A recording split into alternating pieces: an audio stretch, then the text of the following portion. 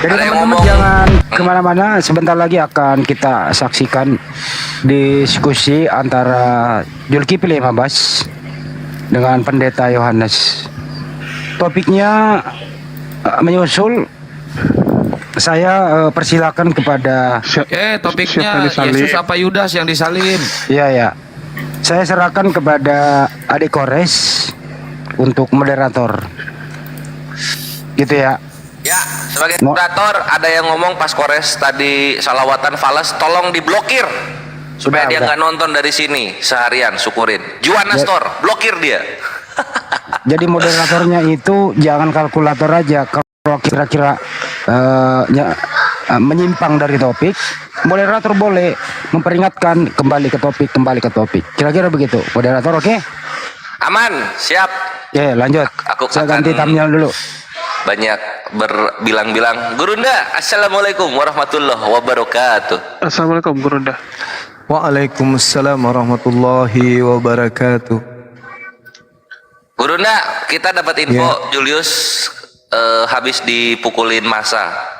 Alhamdulillah. Alhamdulillah, akhirnya kena tulah dia.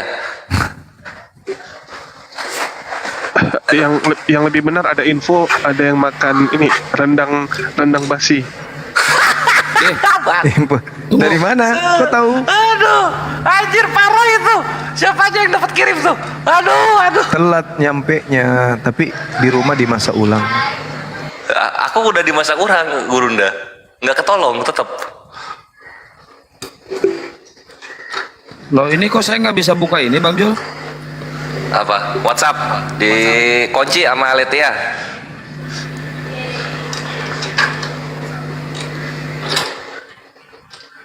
Nggak bisa buka apa? Ini ada yang minta naik kok nggak bisa naikin orang? Hang kali, moderator ada kok. Oh ini akhirnya santang moderatornya dicabut itu. Ini lagi sembarangan.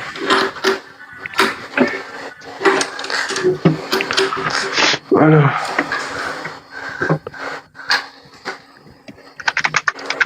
Bentar bang ya, ini orangnya aku telepon lagi.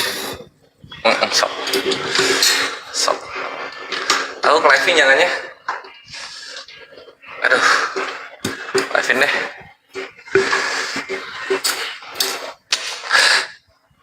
Bang Handi lagi merajuk. Merajuk baju. Aku ganti thumbnail. Gak bener lu. Oh, kasih thumbnail. Kayaknya lagi merajuk Bang Jul. Siapa bang yang dikeroyok? Julius habis diamuk massa. Jadi apa suaranya sementara hilang ikhwan. Karena ada beberapa pukulan yang ke leher. Julius dipukuli kenapa? Jual jam tangan palsu.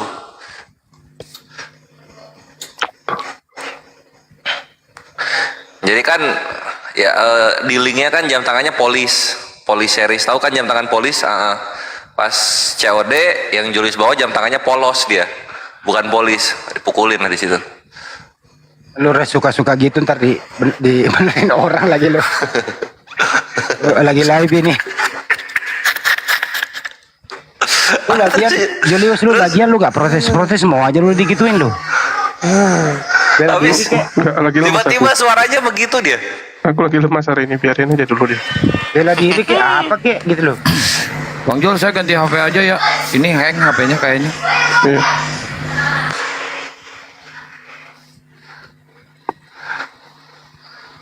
Enggak, gua doain Torres masuk rumah sakit besok keracunan rendang. Astagfirullah, ini Julius emang nih kawan yang jahanam dia ini.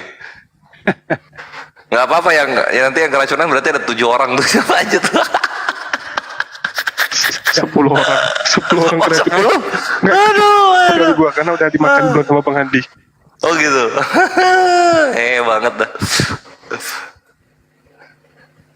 Terus yang kemarin-kemarin gimana ya? Kan sama-sama aja tuh pengirimannya. Ya. Ya karena Yang pertama kemarin bagus padahal. enggak, ini dia buatnya ini karena habis dimasak langsung dibungkus panas-panas. Oh. Assalamualaikum. Waalaikumsalam warahmatullahi wabarakatuh. Kores, aku naik cuma bentar ya. Aku di bawah aja jaga-jaga. Bercanda lu dikurangin dulu, Res. Ini udah banyak yang jadi kenyataan lo, Kores, dari Uniriva. Please, Kores, tolong ya, tolong. Yang mana yang bercanda ini? Yang Udah Julius cukup dipukulin lah. atau yang asem ini? Udah. Cukup Cep. Udah. Biar nggak Udah. panjang. Aku turun aja dah. Oke. Jauh, nggak usah dibahas. Aku di bawah aja. Bentar. Bentar, Bang Hadi. Jul, akunnya namanya apa, Jul? Hah? Nama pendetanya apa namanya? Pakai ID-nya si Cayono. Jadi Cayono ke rumah dia.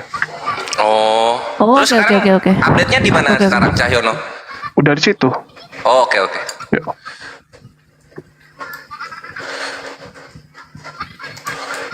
Oh, jadi judulnya ini apa?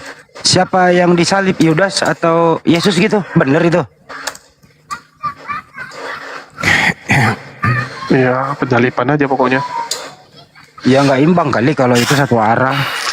Penyaliban dua arah itu Bang Handi. Ya penyaliban aja. Oke. Sebenarnya siapakah sebenarnya yang disalib? Kan gitu ya? Iya. Nah, itu baru dua arah. Jangan langsung menyebut nama dulu.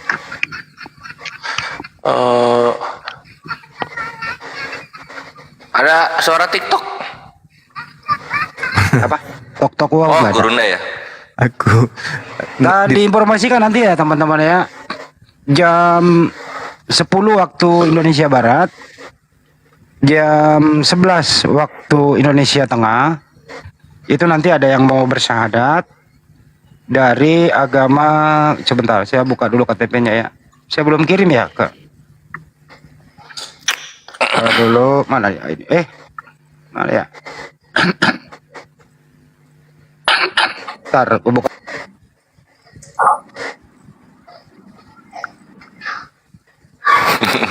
Ini keren banget deh. Screenshot Gurunda. Gurunda lagi ngepuk-puk si siapa? Razinya lagi nangis nih. kayak ayah kandung. mana pendetanya mana? Ini pakai Tahu. Umar sama TD. Ada sahabatku Bang Umar. Assalamualaikum ID Umar. warahmatullahi wabarakatuh. Waalaikumsalam. Jadi nanti yang mau bersyahadat itu inisialnya Ibu L dari agama mana nih? Kristen. Asal dari Jakarta Utara. Hah? Tuh. Jam 11 di sana ya Banyuma ya. Jam 10 Iya. di sini ya. Tadi aku udah konfirmasi ke Sadli sih. Sadli lagi sibuk katanya urusin buku.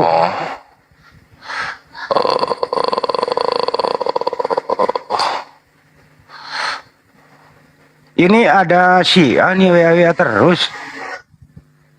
Oh, masih ya? Iya. Dia godain saya terus. Saya jawabannya singkat-singkat aja. Saya jawab gini kan, dia mendukung terus. Kenapa Anda mendukung Syiah? Apa alasannya? Jawabannya gini. Kan saya sudah bilang, mereka berada di pihak yang benar. Saya mengamati perbuatan mereka semua benar menurut pendapat saya. Dan saya tidak akan pernah mau mengatakan mereka bukan Islam. Astagfirullahaladzim kata dia. Saya jawab lagi. Mut'ah Syiah Anda dukung? Jawabnya lagi nih. Kenapa tidak? Kan suka sama suka. Dan mereka menikah dan ada akad nikahnya. Mau berapa lama pernikahan itu terserah pada persetujuan mereka berdua. Tidak ada paksaan. Saya pernah menyaksikan pernikahan ini. Jadi saya tanya Anda. Ya itu kira-kira begitu. Jadi dia mendukung nikah mut'ah. Begitu. Pendapat yang lain Banyuma? Ya tanya aja ngapain ke API, nggak ada orang-orang API nggak siapkan kentut imam. Aja gitu. Ya. Ini saya mau balas nih. Ada nggak saudara Anda saya bisa mut'ah? Dua minggu aja.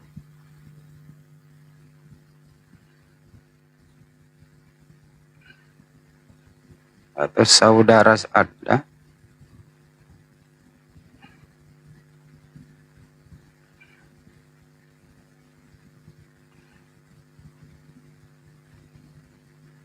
Oke.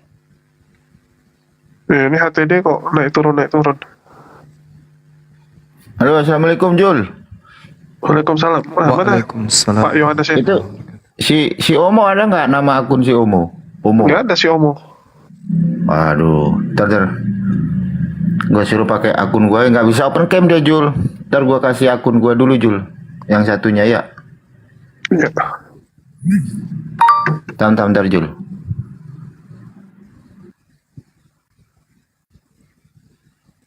Si Komo pula. Gara-gara si Komo lewat. Ya, ini siapa namanya? Aki Umar, mana pendetanya? Nggak, dia kasih akunnya dulu supaya bisa open cam. Kan lebih afdol open cam kan. Lah iya itu kan, dia kan itu akunnya udah naik. Artinya ini enggak udah sama pendetanya. Oh rupanya nggak situ. Tunggu nih ada Bu Dewi. Halo, assalamualaikum Bu. Waalaikumsalam, Koko, Bang Juma, Bang Handi. Ya. Salam, Ya, Ibu Ratna Dewi. Bang Kores. Hai, beliau alena. Bang Juma istirahat ngapa? Udah ini istirahat. Oh iya, baiklah. Baiklah. Terima kasih aku udah di Jambak, Koko, Sesiani. Siap. Ciheca Ibu. Ya, Yes, nanti kapan-kapan ketemu ya, Bang Perah. Ya, Siap, Sesiani, Bun. Sesiani. Ya, terima kasih. Insya Allah kudu tamam ya. Kirain Ya. kapan-kapan jambak lagi. La, mafi jambak anak, taban anak, wallahi lazim. Aduh. Sodaqallahul azim, Bun. Ketawanya. Bang Juma, wahastini katir. Naam, ana kafir. Ayo. Entar ruhi anak. Yalah Habibi, masalama. Anak turun ya. Bye-bye. Naam. Selamat. Ana Majnun, Bun. Waalaikumsalam warahmatullahi.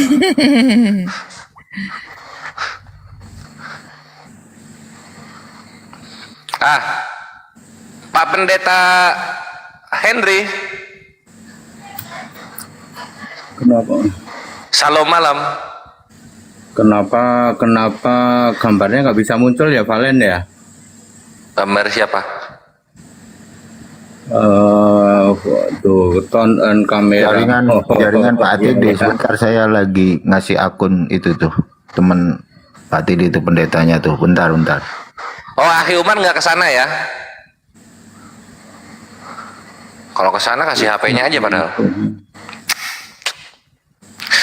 Ya, Pak Pendeta Henry terlihat wajahnya full. Sudah bisa ya. Iya, terlihat wajahnya full. Wah, dengan baju polo andalannya. Keren, euy. Itu baju PSI ya? Bukan ini. Oh, bukan. Ya, tentara Bukan itu Romawi. dulu saya kerja di situ udah pensiun sekarang. Oh, keren, euy. Kenapa pensiun? Memang Pak TD umurnya udah 64. Umurku waktu itu 55 udah pensiun. Lo sekarang umurnya berapa? Sekarang 61. Wow, beda 5 tahun doang.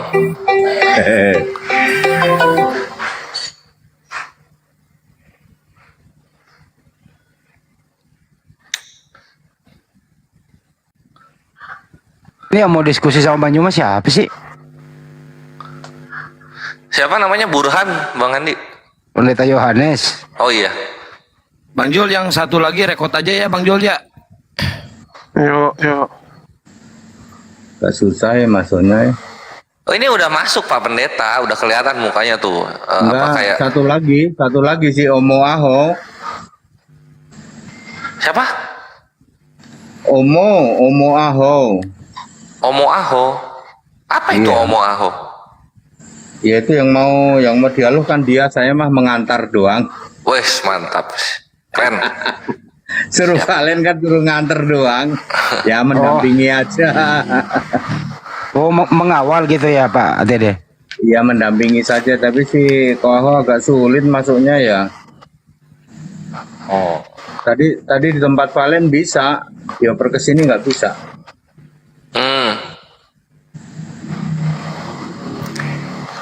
Mungkin belum ada pulsa Pak Pendeta Henry, dibeliin dulu pulsa mungkin.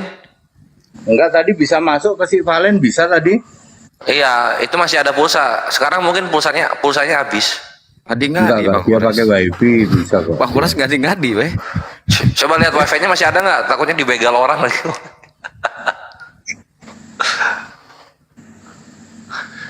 Ya, yang baru bergabung ya, yang di sini Ya, sambil sesaat nunggu. lagi Sambil Kita- nunggu mungkin suruh ini Pak ATD nyanyi aja dulu. Oh, jangan dong. Jangan dong, kan kita Copy paste. Oh, tapi lagu ciptaan dia. tetap aja nggak enak lah. Iya, nggak usah. Bebek nanya aja, Pendeta Yohanes itu Pak ATD itu dari gereja mana Pak? Yohanes itu siapa? Oh, nggak kenal juga ya? Oh, Ahok. Oh iya. Omo Aho katanya, Omo Aho. Itu cabang kami di Bandung. Wih, keren. Oh, yang kemarin ketemu Banjuma foto itu? Yang kemarin sama Donditan. Oh iya, waktu foto bertiga kan, berempat. Ya, betul. Oh, yang sebelah kanan, paling kanan. Ya, yang pakai kumis lah. Iya, iya. Yang iya. pakai Kumisnya kumis. orang kumisnya udah dicukur kok. Hmm. Oh itu toh. Bukan Pendeta Yohanes, Jul, lu lagian lu. Pisau cukurnya belum dikembaliin Bang Andi. Enggak Omo benar juga. Aho. ya. Enggak benar juga judul lu, Julius. Iya, gue ditampil Pendeta Yohanes di sini. Ternyata Pendeta Omo Aho. Si Cayono tuh. Ya udahlah, nanti ganti. Gantilah fotonya. Ganti.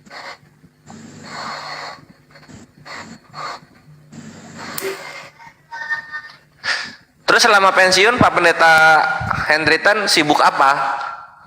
Saya balik lagi jadi tukang insinyur. Oh bikin, ini ya apa? Ya arsitek. Konstruksi. Insinyur ngapain ya, sih? betul. Ya, Oh, tuh, iya, iya. Konstruksi. Sidul Pak. dong Pak ATD. Iya, sidul. Konstruksi. Oh jadi Iya, sidul. sidul. Apa sih mandranya? Sidul. Oh Pas Sabeni itu apa kabarnya Pas Sabeni?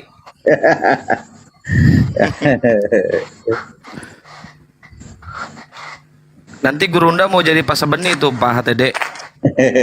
Pendekar Betawi ya Gurunda ya. Insya Allah.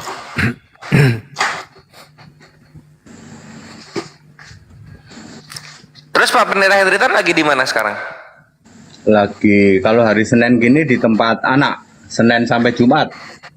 Di tempat anak. Ya, karena ngurusin sekolah. Sekolah Oh. anak. Sabtu Minggu libur. Sabtu Minggu di Cibubur. Oh Apa nama gitu. lengkapnya Pak Pendeta? Ahoy, Ahoy apa Ahok? Omo. Ah? Omo Aho. Oh, Omo Ahok. Tuh Orang kan. apa itu? Kok namanya kayak gitu? Weh, bagus itu namanya. Bang Kores pasti depannya pakai H. Iris kuping saya kalau nggak pakai H tuh. Enggak. Ngarang aja. Jangan pakai H, nggak bener lu. Jadi ada hanya dong. Kak Omo, masih jauh. Bukan menghujat loh, perlakukan dengan baik. Pendeta Omo, nah, kalau gini kan menjual gitu, namanya tidak pasaran. Pendeta Omo Aho, ya kita menantikan Pendeta Omo Aho ya, Ikhwan, karena dijadwalkan akan berdialog dengan Gurunda, topiknya rahasia. Kapan diskusinya? Besok. Kita sekarang standby dulu.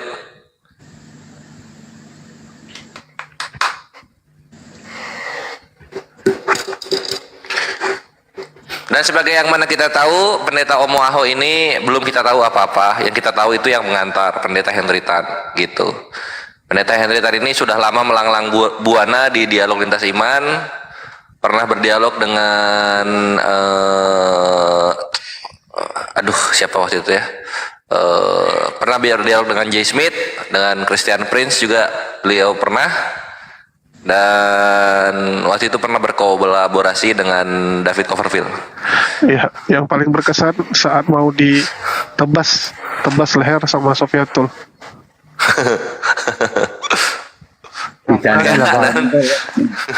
Kurang-kurangin bahasa ini, bahasa tebas kayak gitu, aduh.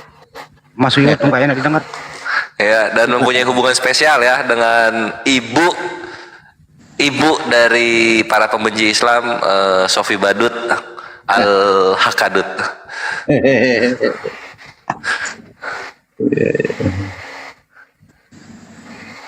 Pak Pendeta Henritan juga mempunyai keahlian memasak ya, juga tembikar. Jadi beliau ini profesinya banyak. Jadi pendeta Omo Aho ini di apa? Aktivitasnya di Bandung ya Pak Hendrik? Ya, dia ini pabrik benang dia.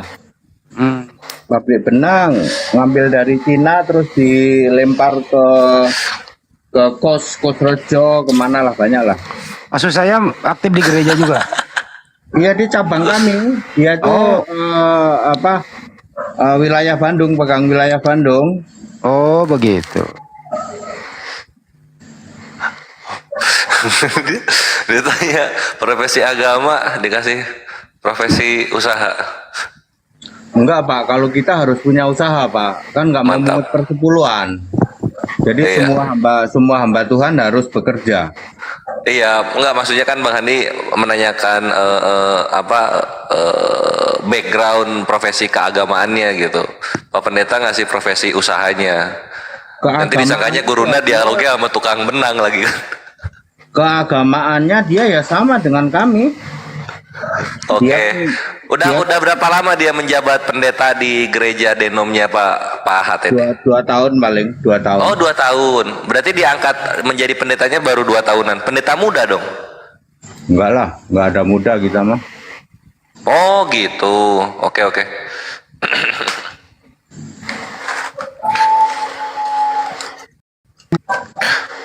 Seru kali. Bang Juma debat face to face sama mereka ya. Seru kali ya. Iya. Coba ya saya tanya ya. Iya boleh. Jangan-jangan Sambil dia- nunggu update, Pak Pendeta Hendrian gerejanya ada tim apa sepak bolanya nggak? Pak Girsan, Ko Aho kenapa Oh, Pak Girsan? lagi nelfon. Coba di apa? Futsal Dihubungin dia. Pak Girsan atau Pak Iskandar, coba dihubungin Ko Aho. Kenapa ya kok nggak masuk ya? Coba. Tapi sekarang bilang besok kan. Iya, ada penonton yang nanya pula tuh. Ya, Pak Pendeta Hendritan. Ya. Di gereja Pak Pendeta ada tim sepak bolanya nggak atau tim futsal? Nggak ada. Lagi yang Oh. pertanyaan lu ada aja lu Res. Nggak ada ya? Memang. Oh ya udah. Bang boleh sih terbuka dunia. Betul nyata. live di YouTube Wanda.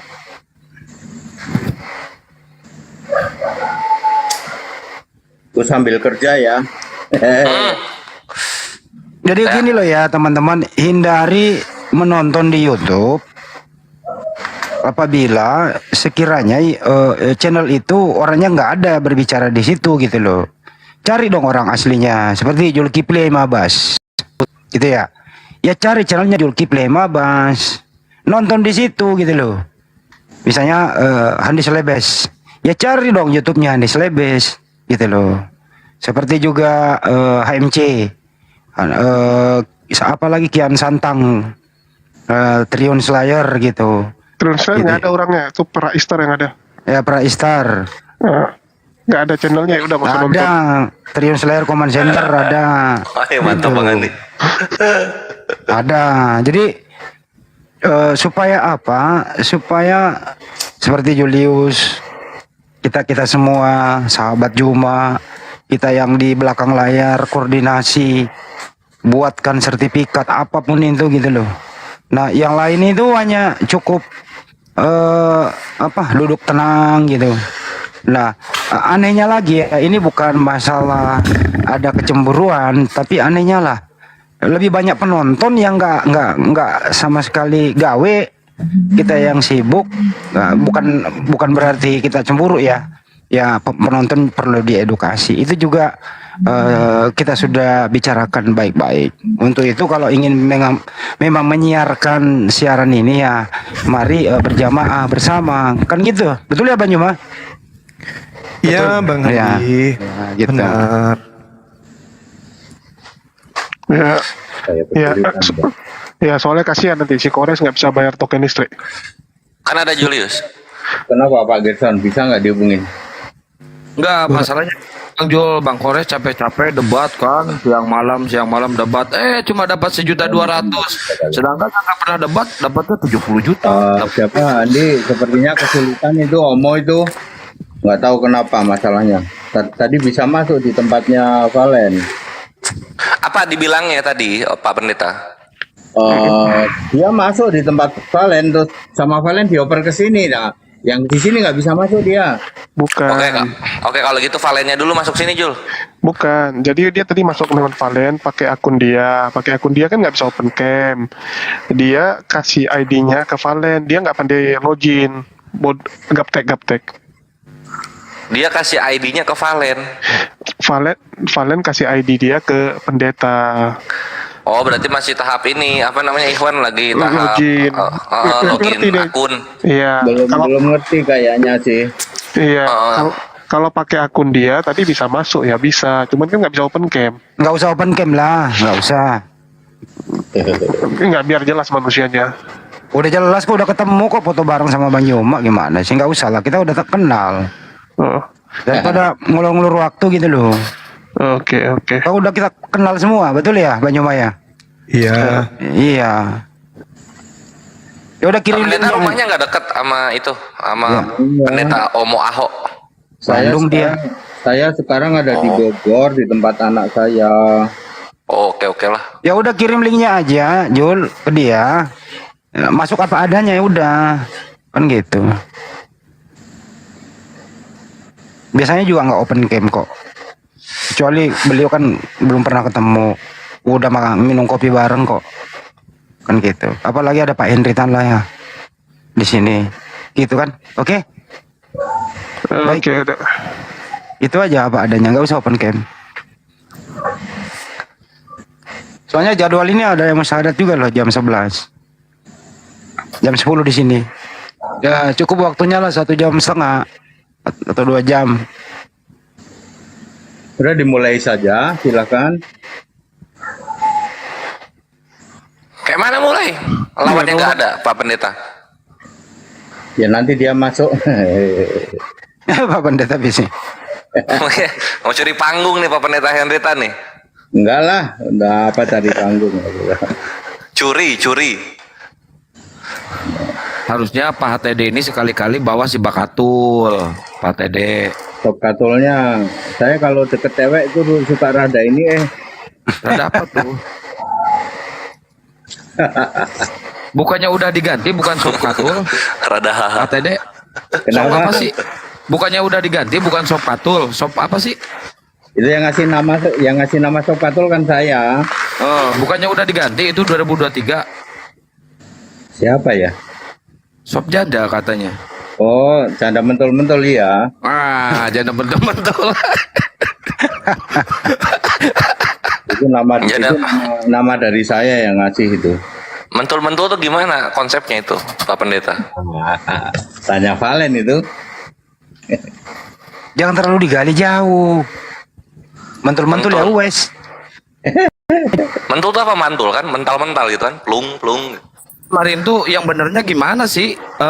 Luga menolak Sob Katul apa Sob Katul nolak Luga, Pak TD? Nggak mungkin lah kalau mereka itu sama itu nggak mungkin itu. Datang sudah. Udah datang nih. Oke. Kores langsung. Ya, apakah yang naik Omo ini Pendeta Omo Ahok? Shalom malam. Volumenya kok di mute, volumenya masih mute.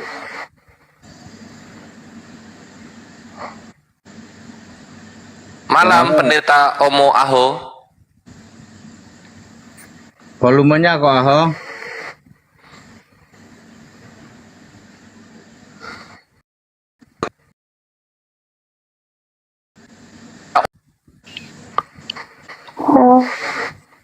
hilang lagi. Malah jeda. Malah mic-nya nggak ada kok dia itu. Nggak kelihatan mic-nya. Kebuka. Nggak kebuka itu tinggal ngomong. Halo, Nah itu Masuk. Masuk. Shalom. Suara kami jelas? bagus Pak. Suara saya gimana? Bagus juga, mantap. Sip, ya kami sudah menantikan sejak lama. Nah, karena sudah hadir kita langsung saja ya. Topiknya kita sepakati dulu apa dari Pendeta Omo mungkin tadi? Bentar Pak. Siap-siap Boleh. dulu ini. Oh iya. baru nyambung ini. sorry terlambat nih. Iya nggak apa-apa, teknis soalnya. Iya ini saya baru buka-buka nih. Sip. Kalau akun yang ini tidak bisa open cam ya? Coba dibantu follow dulu lah, so mana tahu bisa terkejar. Aduh, nanti turun lagi naik lagi Jul. Ini aja masih gope yang nonton. Oh iya, udah biarin lah. Ya silakan Pak. Ya Oke, topiknya apa? Coba disepakati dulu antara Gurunda dan Pak Pendeta. Tapi siapa yang disalib? Itu topiknya kah? Iya, Rossi, Marquez. siapa yang disalib? Oh, Ya sudah nggak apa-apa, nanti berkembang aja. Awalnya dari itu boleh. Ya enggak kan ini apa kewajiban kita ngasih tahu penonton supaya penonton tuh nangkep gitu. Ini dialognya tentang apa? Oke, Awalnya Digas itu saja boleh. Kores, soalnya ada yang mau sadat ntar. Oke siap. Kita akan berdialog selama 1,5 jam mungkin ya. Kalau misalnya makin seru kita akan perpanjang. Tapi kalau dirasa sudah cukup semua informasi kita sudahi saja. Topiknya adalah tentang siapa yang disalib. Baik nanti Muslim maupun Kristen akan memberikan argumentasi sesuai dalil. Oke, tanpa berpanjang lebar lagi, topik yang sudah ada ini saya rasa sudah disepakati di belakang layar. Jadi silakan Pak Pendeta Omo memberikan argumentasi awal tentang siapa yang disalib. Silakan.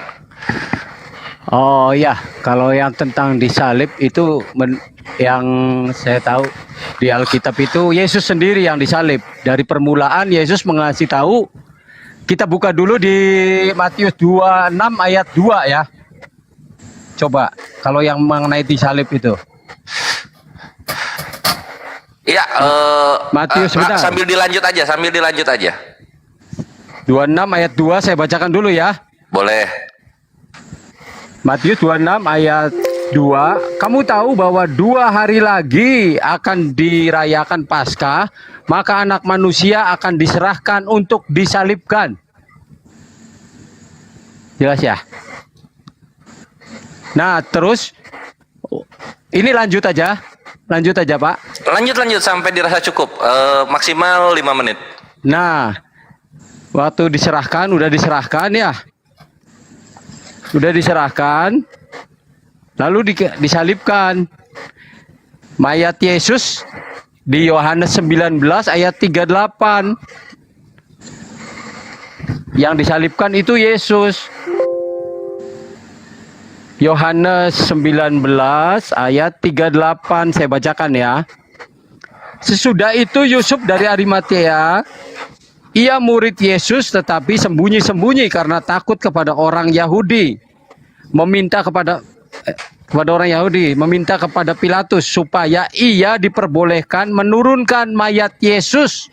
Dan Pilatus meluruskan permintaannya itu.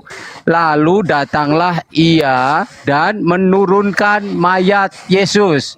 Jadi di sini jelas ya bahwa Yesus yang disalib, yang mati. Bab ada tulisan mayat. Di ayat 40-nya juga berkata begini. Mereka mengambil mayat Yesus, mengapaninya dengan kain lenan dan membubuhinya dengan rempah-rempah. Nah, itu. Silakan. Oke, dipersilahkan Gurunda, silakan argumentasi awal untuk siapa yang disalib. Baik. Bismillahirrahmanirrahim. Assalamualaikum warahmatullahi wabarakatuh. Salam kenal Bapak Pendeta Omo, semangat malam, juga Pendeta Ya. HTD dan Shalom, semua Ustaz. ya, Masya Allah. Teman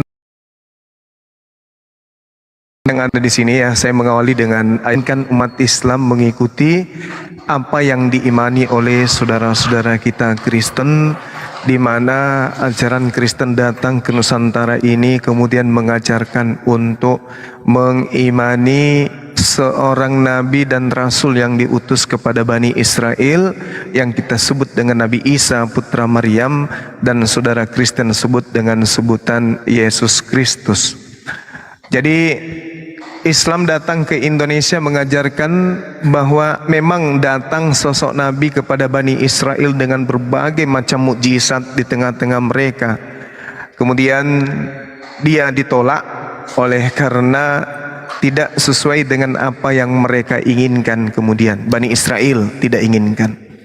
Tetapi kedatangan daripada Nabi Isa kemudian itu membenarkan kitab Taurat. Lalu kemudian Allah pencipta langit dan bumi dalam perspektif pemahaman Islam memberikan sebuah hikmat pengajaran, di mana hikmat pengajaran ini berupa petunjuk dan cahaya yang kemudian disebut hikmat Injil. Nabi Isa diberi pengajaran dan mengajak kepada Bani Israel untuk bertakwa kepada Allah. Lalu kemudian Allah memerintahkan kepada Nabi Isa agar memutuskan perkara-perkara yang ada di antara mereka sesuai dengan apa yang diputuskan Allah menurut kitab atau pengajaran atau ketetapan yang datang kepada Nabi Isa, yaitu mengikuti segala perintah Tuhan yang ada di dalam hukum Taurat dan tidak menggantikannya dengan aturan baru. Nah, setelah kehadiran Nabi Isa, beliau memberikan tanda mukjizat, perkara-perkara gaib kepada Bani Israel.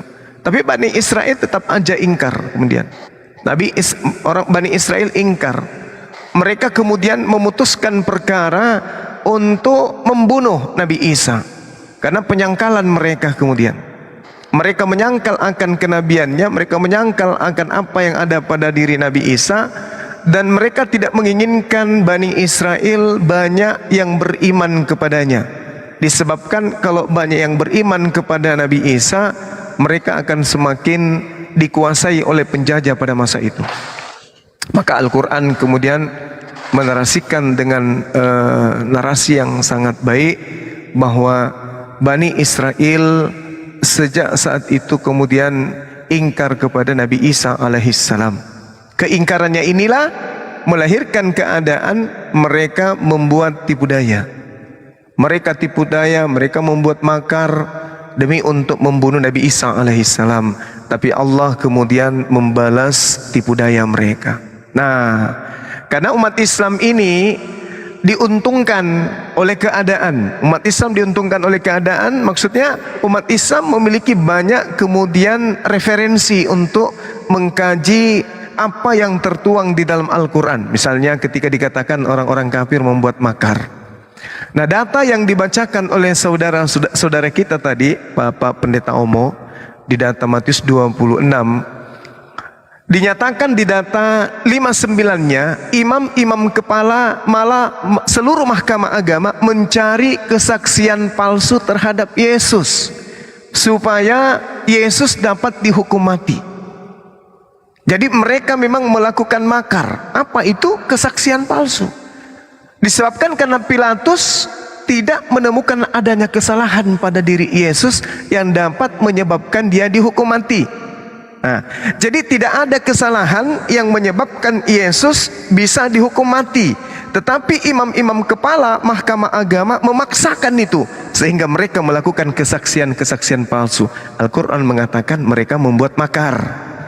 Tapi Allah membalas makar itu, sehingga yang dibunuh ini bukan Nabi Isa. Yang dibunuh ini adalah orang yang kemudian diserupakan menggantikan kedudukan Nabi Isa. Nah, kalau kita melihat bapak-bapak, saudara-saudara, ya, mohon maaf nih, di situ dikatakan di kitab saudara mereka membuat kesaksian palsu demi untuk membunuh Yesus. Berarti pembunuhan ini disebabkan karena kesaksian palsu. Kalau pembunuhan itu terjadi pada Yesus, maka pembunuhan terjadi disebabkan karena kesaksian palsu. Bahkan di Matius 27 nomor 18, Pilatus mengatakan bahwa mereka orang Yahudi, mahkamah agama, orang Farisi, dan juga ahli Taurat, imam kepala dan mahkamah agama, menyerahkan Yesus untuk disalibkan karena dengki. Satu, kesaksian palsu. Kedua, dengki. Ketiga, Yudas berkhianat, dirasuki oleh setan. Di dalam Yohanes 6:70 akulah yang memilih engkau yang 12, dan satu di antaramu adalah iblis. Jadi ada pengkhianat, ada saksi palsu, ada karena kedengkian. Nah, ini 3 faktor dari beberapa faktor yang lain nanti akan saya sampaikan yang menyebabkan kemudian Yesus orang benar ini ingin dibunuh oleh mereka. Nah, pada saat itu, pada saat kejadian, agama Kristen dengan konsep tebus dosa, kutuk hukum Taurat dan seterusnya itu belum ada. Belum ada saat itu. Nanti dibuat puluhan tahun setelahnya. Demikian sebentar, silakan.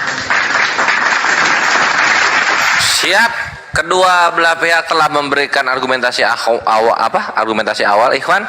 Sekarang bagian dari Pendeta Omo untuk menanggapi argumentasi dari Gurunda. Silakan. Iya, tadi saya sudah sampaikan sangat jelas ya bahwa mayat Yesus, meminta mayat Yesus dan mayat Yesus diturunkan dan mayat Yesus dikapani. Sudah jelas itu artinya Yesus sendiri yang mati di kayu salib itu, yang dihukum mati itu. Kalau diserupakan, nah diserupakannya dengan siapa? Itu aja, silakan. Oke, baik. Yang pertama, ketika melihat mayat, yang lebih dekat dengan Yesus itu adalah Maria. Maria pada hari Minggu datang melihat kuburan, sudah melihat Yesus tapi dikiranya itu adalah penunggu taman. Itu satu. Kemudian yang kedua, ketika Yesus tampil di tengah-tengah muridnya, di situ diterangkan bahwa mereka mengira melihat hantu, mereka ketakutan dan mengira melihat hantu. Itu yang kedua. Nah, kembali ke narasi Quran, Al-Quran mengatakan tidak membunuh, tidak menyalibkan. Yang disalibkan kemudian adalah orang yang menggantikan posisi daripada Nabi Isa. Kalau ditanya siapa yang menggantikan, maka Al-Quran akan mengatakan tanyakan kepada yang menyalib. Yang menyalibkan bukan umat Islam. Sehingga yang bisa menjawab itu adalah orang-orang yang menyalib Nabi Isa pada saat itu. Makanya Al-Quran mengatakan wa ma salabuhu wa ma qataluhu. Mereka kemudian tidak mensalib dan tidak membunuh, melainkan yang mereka salib dan mereka bunuh adalah yang diserupakan bagi mereka. Bagi mereka, bukan bagi Bang Suma, bukan juga bagi umat Islam. Al-Quran hanya menarasikan bahwa digantikan bagi mereka. Nah, artinya yang sampai kepada iman Islam adalah Nabi Isa diangkat ke langit. Allah mengatakan wa isqalatil malaikatu ya Maryamu innallaha astafak wa tahharaki wastafaki 'alan nisa'al alamin. Ibunya dimuliakan, ibunya kemudian disucikan, ibunya dilebihkan. Nabi Isa dimuliakan, Nabi Isa disucikan, terhormat di dunia dan di akhirat. Nabi Isa ini adalah orang suci, datang kepada Bani Israel, ingkar orang-orang Israel kepada dirinya. Maka Allah mengatakan, aku mengangkat engkau di sisiku, aku tidak membiarkan kemudian orang-orang kafir menyentuhmu. Ini yang diterangkan kemudian dalam Al-Quran. Isqalallahu ya Isa inni mutawaffik wa rafi'uka ilayya wa mutahhiruka minal ladina kafaru. Nabi Isa diangkat, diambil oleh Allah ke atas, lalu disucikan dari orang-orang kafir. Nah ini, jadi kalau dikatakan siapa yang menggantikan? Nah, saya mengatakan yang menggantikannya itu adalah orang yang terkutuk berdasarkan Galatia 3 nomor 13. Yesus telah menebus kita dari kutuk hukum Taurat dengan cara terkutuk, sebab ada tertulis, terkutuklah orang yang mati di atas tiang salib. Nah, kalau yang tertulis terkutuk di atas tiang salib, berarti kita harus merujuk kepada apa yang sudah tertulis pada saat kejadian, bukan yang akan tertulis setelah kejadian. Sebab ada tertulis, artinya kata grapo ini merujuk kepada masa yang telah terjadi. Kalau sudah menuju kepada masa yang telah terjadi, maka larinya ke kitab Ulangan 21 nomor 22 nomor 23. Apa yang diterangkan di sana? Apabila seseorang berbuat dosa yang sepadan dengan hukuman mati. Jadi kalau itu adalah Yesus, maka Yesus pernah berbuat dosa yang sepadan dengan hukuman mati, lalu dihukum mati, kemudian digantung di sebuah tiang. maka jangan mayatnya dibiarkan semalam-malaman pada tiang itu, tetapi haruslah engkau menguburkan dia pada hari itu juga. Sebab seseorang yang digantung terkutuk oleh Allah, jangan engkau menajiskan tanah yang diberikan kepadamu sebagai milik pusakamu. Artinya Yesus ini adalah orang yang digantung terkutuk oleh Allah, karena ada tertulis, berarti harus merujuk ke sini. Jangan merujuk ke Roma atau Filipi atau Markus atau yang lainnya, jangan. Tapi merujuk ke sini, karena data-data dari perjanjian baru itu belum tertulis pada saat kejadian. Ada tertulis, berarti harus merujuk ke sini. Berarti Yesus itu satu, kalau dia yang digantung, dia adalah orang yang pelaku dosa, yang mana dosanya sepadan dengan hukuman mati. Dia adalah orang yang dikutuk oleh Allah. Pertanyaannya sekarang, benarkah Yesus itu adalah orang yang dikutuk oleh Allah? Benarkah Yesus itu adalah pelaku dosa yang sepadan dengan hukuman mati? Nah itu, silakan. Langsung masuk Pak Pendeta Omo. Iya, Pak Pendeta, Pak Ustadz, tolong buka dulu ya Galatia 3 ayat 13 sama 14. Saya bacakan, silakan Bapak Ibu buka. Kita sama-sama supaya bisa dibuktikan ya. Galatia 3 ayat 13 14. Kristus telah menebus kita dari kutuk hukum Taurat dengan jalan menjadi kutuk karena kita. Sebab ada tertulis, terkutuklah orang yang digantung pada kayu salib. Yesus Kristus telah membuat ini supaya di dalam Dia berkat Abraham sampai kepada bangsa-bangsa lain, sehingga oleh iman kita menerima roh yang telah dijanjikan itu. Jelas ya Pak? Silakan. Ya, baik. Saya katakan bahwa Galatia ini adalah catatan yang kemudian dituliskan setelah kejadian. Terjadi kurang lebih 10 tahun, 20 tahun, baru kemudian surat Galatia ini ada. Artinya, apapun boleh dituliskan untuk menarasikan tentang kejadian. Sayangnya, catatan-catatan ini tidak menjadi acuan di dalam terselenggaranya penyaliban. Surat Galatia tidak menjadi tolak ukur pada saat menghadapi kemudian kemelut Yesus Barabas atau Yesus. Di situ tidak muncul surat Galatia ini. Galatia ini muncul belakangan kemudian untuk menyatakan Yesus Kristus telah membuat ini supaya di dalam Dia berkat Abraham sampai kepada bangsa-bangsa lain, sehingga oleh iman kita menerima roh yang telah dijanjikan itu. Ini konsep yang muncul belakangan. Mari kita dudukkan perkara yang tadi. Ini menerangkan terkutuklah orang yang digantung pada kayu salib. Kalau kita merujuk ke ayat 13-nya, lalu kemudian kita mencoba untuk merangkai ke data 14-nya, maka kita akan kesusahan mencari data di dalam kitabnya orang Yahudi, di mana berkat Abraham bisa didapatkan bangsa lain ketika ada orang suci yang menjadi korban, menjadi tumbal di atas tiang salib. Kita akan pusing, pening, dan kita akan menjadi apa istilah itu? Pelangak-pelongok mencari di kitabnya Yahudi. Kita tidak akan menemukan. Berkat Abraham ditemukan untuk bangsa-bangsa ketika ada umat atau manusia atau hamba Tuhan yang suci menjadi tumbal atau menjadi korban penyaliban di atas tiang palang. Jadi saya katakan, ini adalah cerita-cerita yang dibangun Paulus kemudian yang tidak bersandar kepada nas yang ada di dalam kitabnya orang Yahudi. Sedangkan yang melatar belakangi kemudian penyaliban ini, dasar pijakannya, kisi-kisi kurikulumnya kemudian itu tertera dengan baik, masih juga di dalam perjanjian baru itu, di dalam Yohanes 11 nomor 45 sampai nomor 57 jelas terinci sebab-sebab Yesus disalibkan. Silakan.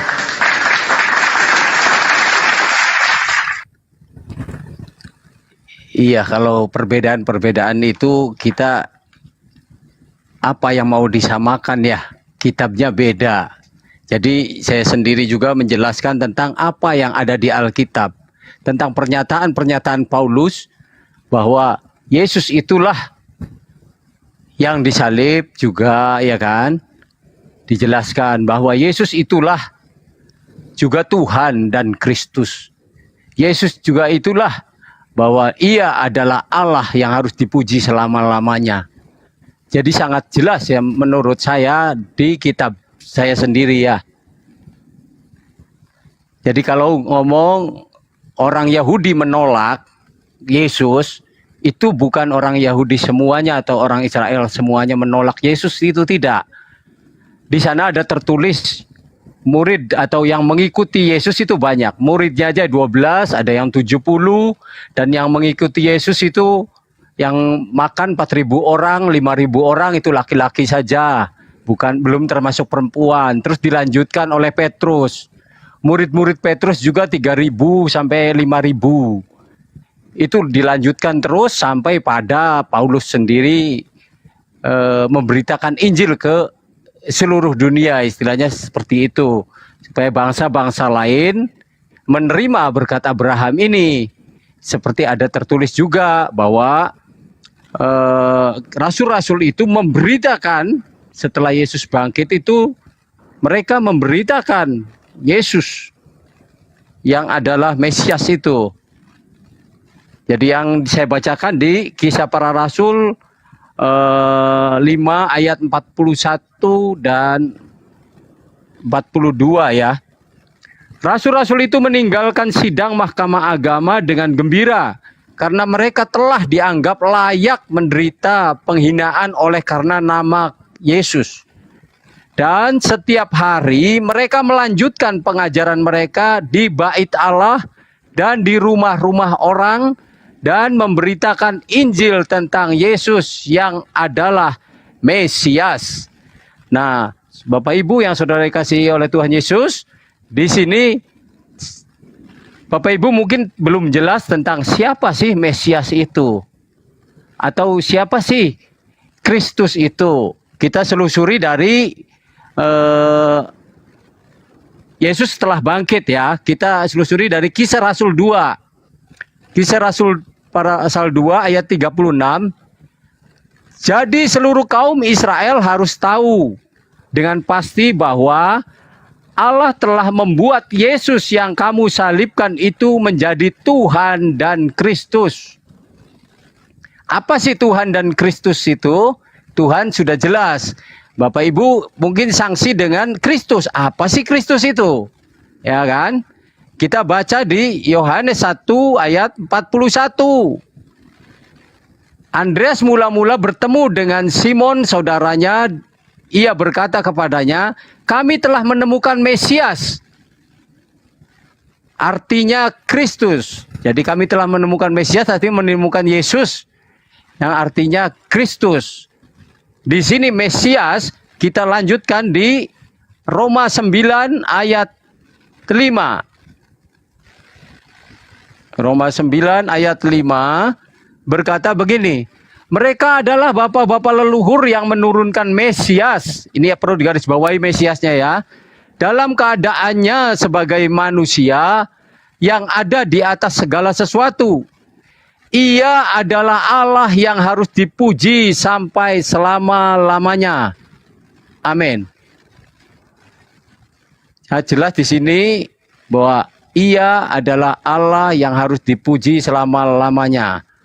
Dalam keadaannya manusia, Yesus sendiri mengaku di Yohanes 4 ayat 24 apa 26 ya. Sebentar. Yohanes 4 ayat 20. Nah, di sini dari 24 saya bacakan. Allah itu roh dan barang siapa menyembah dia harus menyembahnya dalam roh dan kebenaran. Jawab perempuan itu kepadanya, aku tahu bahwa Mesias akan datang yang disebut juga Kristus. Apabila ia datang, ia akan memberitakan segala sesuatu kepada kami.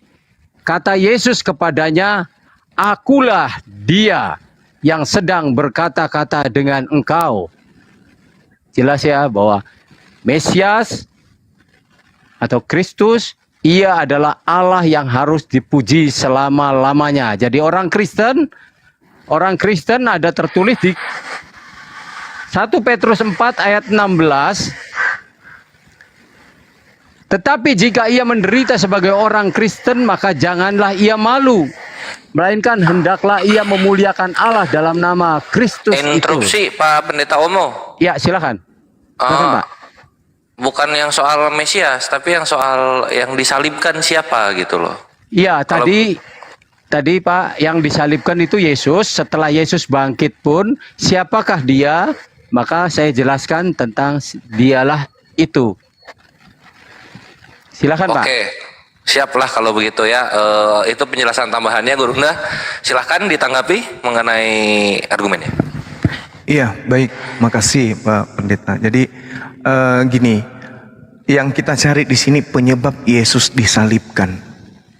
Kalau berbicara mengenai penyebab, berarti ada sekumpulan data yang harus kita kumpulkan kemudian yang melatar belakangi penyaliban. Bukan latar belakang penyaliban ditulis belakangan. Seperti Jakarta. Kejadian yang terjadi, misalnya Monas tiba-tiba rubuh. Maka kejadian yang terjadi, kalau itu ada unsur kesengajaan, misalnya nubuat atau keputusan, maka nubuat ini harus diceritakan sebelum Monas itu rubuh. Bukan setelah Monas rubuh baru muncul kemudian prediksi-prediksi, analisa-analisa, cocokologi, cerita-cerita yang diinginkan sesuai dengan selera yang ingin membacanya. Tapi yang harus didudukkan di sini adalah apa sebabnya, siapa aja pelakunya, apa latar belakang mereka melakukan itu. Dan kalau itu adalah sesuatu simbol kebenaran, pemerintah yang menginginkan, maka harus ada SK yang diterbitkan oleh pemerintah sebelumnya untuk melakukan penghancuran terhadap Monas. Bukan hancur dulu baru dibuatkan ketetapan. Nah, apakah ada kejadian yang melatar belakangi kemudian Yesus ini dibunuh? Ada. Di antara semua kejadian yang ada terhadap penyaliban, apakah muncul kemudian unsur dosa waris seperti yang digayang-gayangkan kemudian oleh mimbar gereja? Tak ada. Adakah karena dia adalah Tuhan yang datang menjelma menjadi manusia? Pun tak ada. Atau dia karena terkutuk disebabkan karena hukum Taurat itu adalah kutukan? Juga tak ada. Tapi kita harus menghargai nih, saudara-saudara Kristen, kita harus menghargai konsep keimanan bahwa Yesus datang menebus dosa manusia dan seterusnya. Itu iman saudara kita Kristen yang dihasilkan dari mimbar gereja. Tapi kalau kita mendudukkan perkara yang sebenarnya, kita harus melibatkan imam kepala mahkamah agama, orang Farisi, orang Yahudi, dan juga iblis yang merasuki Yudas. Jangan disepelekan itu, karena itulah yang menyebabkan kemudian penyaliban itu terjadi. Kristen berada di luar garis. Apa yang terjadi antara Yesus, orang-orang Yahudi, orang Farisi, mahkamah agama, ahli Torah, dan juga tentara Romawi Pilatus, itu tidak ada keterlibatan pendeta, gereja, dan kekaisaran Romawi dalam hal ini tentang peresmian kekaisaran menjadikan Kristen atau Katolik sebagai agama kerajaan, kekaisaran. Ini nggak bisa dicampur aduk.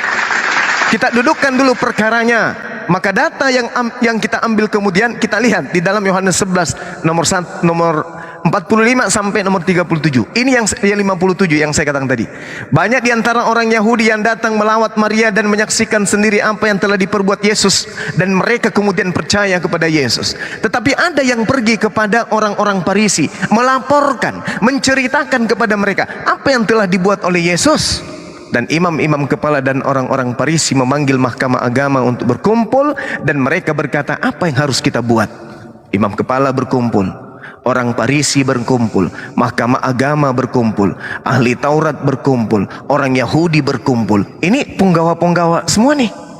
Penggawa Yesaya, penggawa Mazmur, penggawa Yeremia, penggawa ahli Taurat ini sedang berkumpul. Bingung mereka, apa yang harus kita perbuat? Sebab Yesus ini membuat banyak mujizat. Apabila kita biarkan Yesus banyak melakukan mujizat, maka semua orang akan percaya kepada Yesus. Dan kalau itu terjadi, orang-orang Roma akan datang dan merampas tempat suci kita dan merampas bangsa kita. Ini latar belakangnya tuh. Tidak ada dosa waris di sini. Tetapi seseorang di antara mereka, yaitu Kayafas, Siapa ini Kayafas? Imam besar. Kalau orang berbicara imam besar berarti dia adalah rabi besar. Kalau orang berbicara rabi besar berarti dia adalah ahli Taurat, ahli perjanjian lama. Imam besar bernama Kayafas tidak mengambil nubuatan-nubuatan yang kemudian digunakan oleh Kristen, tetapi dia membuat nubuatan sendiri. Kamu tidak tahu apa-apa dan kamu tidak insaf bahwa lebih berguna bagi kamu jika satu orang bernama Yesus mati untuk bangsa kita, bukan untuk Kristen, bukan untuk dosa waris. Ini sudah nubuatan loh. Lebih baik satu orang mati untuk bangsa kita daripada seluruh bangsa kita ini binasa.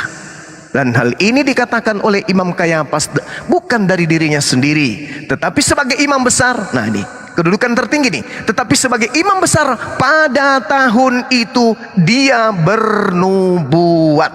Apa nubuatannya? Yesus mati untuk bangsa Israel.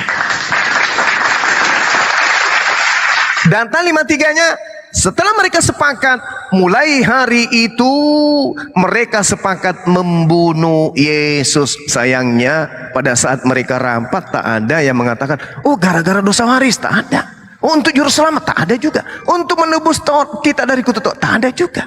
Semata-mata mereka membunuh Yesus untuk menyelamatkan mereka supaya bangsa Roma tidak datang merampas tempat suci dan bangsa mereka. Mereka sepakat mulai hari itu membunuh Yesus. Apa yang terjadi dengan diri Yesus? Apakah dia datang, oh kalian sudah sepakat membunuhku, sini ayo mari kita bunuh diriku supaya kalian punya dosa saya tebus. Tapi apa yang terjadi? Di data 54, karena itu Yesus tidak lagi tampil di depan umum di antara orang-orang Yahudi, melainkan Yesus berangkat dari situ ke daerah dekat padang gurun, ke sebuah kota yang bernama, dan di situ dia tinggal. 56-nya mereka mencari Yesus, dan sambil berdiri di bait suci mereka berkata seorang kepada yang lain, kepada seorang yang lain, bagaimana pendapatmu? Akankah juga Yesus akan datang ke pesta? Sementara itu imam-imam kepala dan orang-orang Farisi telah memberikan perintah supaya setiap orang yang tahu di mana Yesus berada memberitahukannya agar mereka dapat menangkap, membunuh Yesus. Tak ada di sini hasil sepakat pembunuhan oleh karena dosa waris seperti yang disampaikan oleh pendeta kita. Tapi kita hargai, itu adalah iman saudara Kristen yang muncul belakangan. Silakan. Iya. Sebetulnya dosa waris itu diawali dari pertama ya, waktu Adam berdosa. Adam dan Hawa itu berdosa. Ya. Dengerin ya, bacain Matius 26 65 dah ya. Alasan Yesus disalib itu. Ya, Matius 26 ya, 64 itu kan itu, terus 65 mengoyakkan pakaian, 66 tidak ada alasan lain kecuali itu. Bacain itu ya. Ya, saya jawab Kak, saya bacain ya. Matius 26 ayat 64 mulai. Jawab Yesus, engkau telah mengatakannya, akan tetapi aku berkata kepadamu, mulai sekarang kamu akan melihat Anak Manusia duduk di sebelah kanan Yang Maha Kuasa dan datang di atas awan-awan di langit. Maka imam besar itu mengoyakkan pakaiannya dan berkata, ia menghujat Allah, untuk apa kita perlu saksi lagi? Sekarang telah kamu dengar hujatnya, bagaimana pendapat kamu? Mereka menjawab dan berkata, ia harus dihukum mati. Lalu mereka meludahi mukanya dan meninjunya. Orang-orang lain memukul dia dan berkata, cobalah, katakanlah kepada kami, hai Mesias, siapakah yang memukul engkau? Nah, di sini silakan Mas Ar. Ya, maksudnya dia menghujat Allah. Menghujat. Jadi hukum, bukan dosa waris, bukan soal itu. Dia menghujat Gusti Allah, makanya sama Yahudi, bunuh kamu, itu aja. Ini satu-satunya alasan bagi Yahudi ya, bagi Yahudi itu. Tapi kalau bagi Kristen nanti ada alasan lain. Ini kalau bagi Yahudi, cara alasan untuk membunuh Yesus cuman ini tok. Dia menghujat Allah, dia layak dihukum mati. Jadi saksi-saksi yang dicari-cari itu akhirnya useless. Dia mau cari kesaksian palsu, cari ini cari nggak dapat. Begitu Yesus ngomong, ini dia mengoyakkan pakaiannya tuh, Imam. Pakai ayat ini ya, Ko Aho ya, kalau untuk menjelaskan alasan mengapa Yesus mati disalib. Soal jawaban Ko Aho udah bener, yang disalib Yesus, yang diturunkan mayatnya Yesus kok. Itu sudah telak, itu nggak bisa dibantah, ya toh. Seperti itu ya. Ya soal mau itu silahkan aja.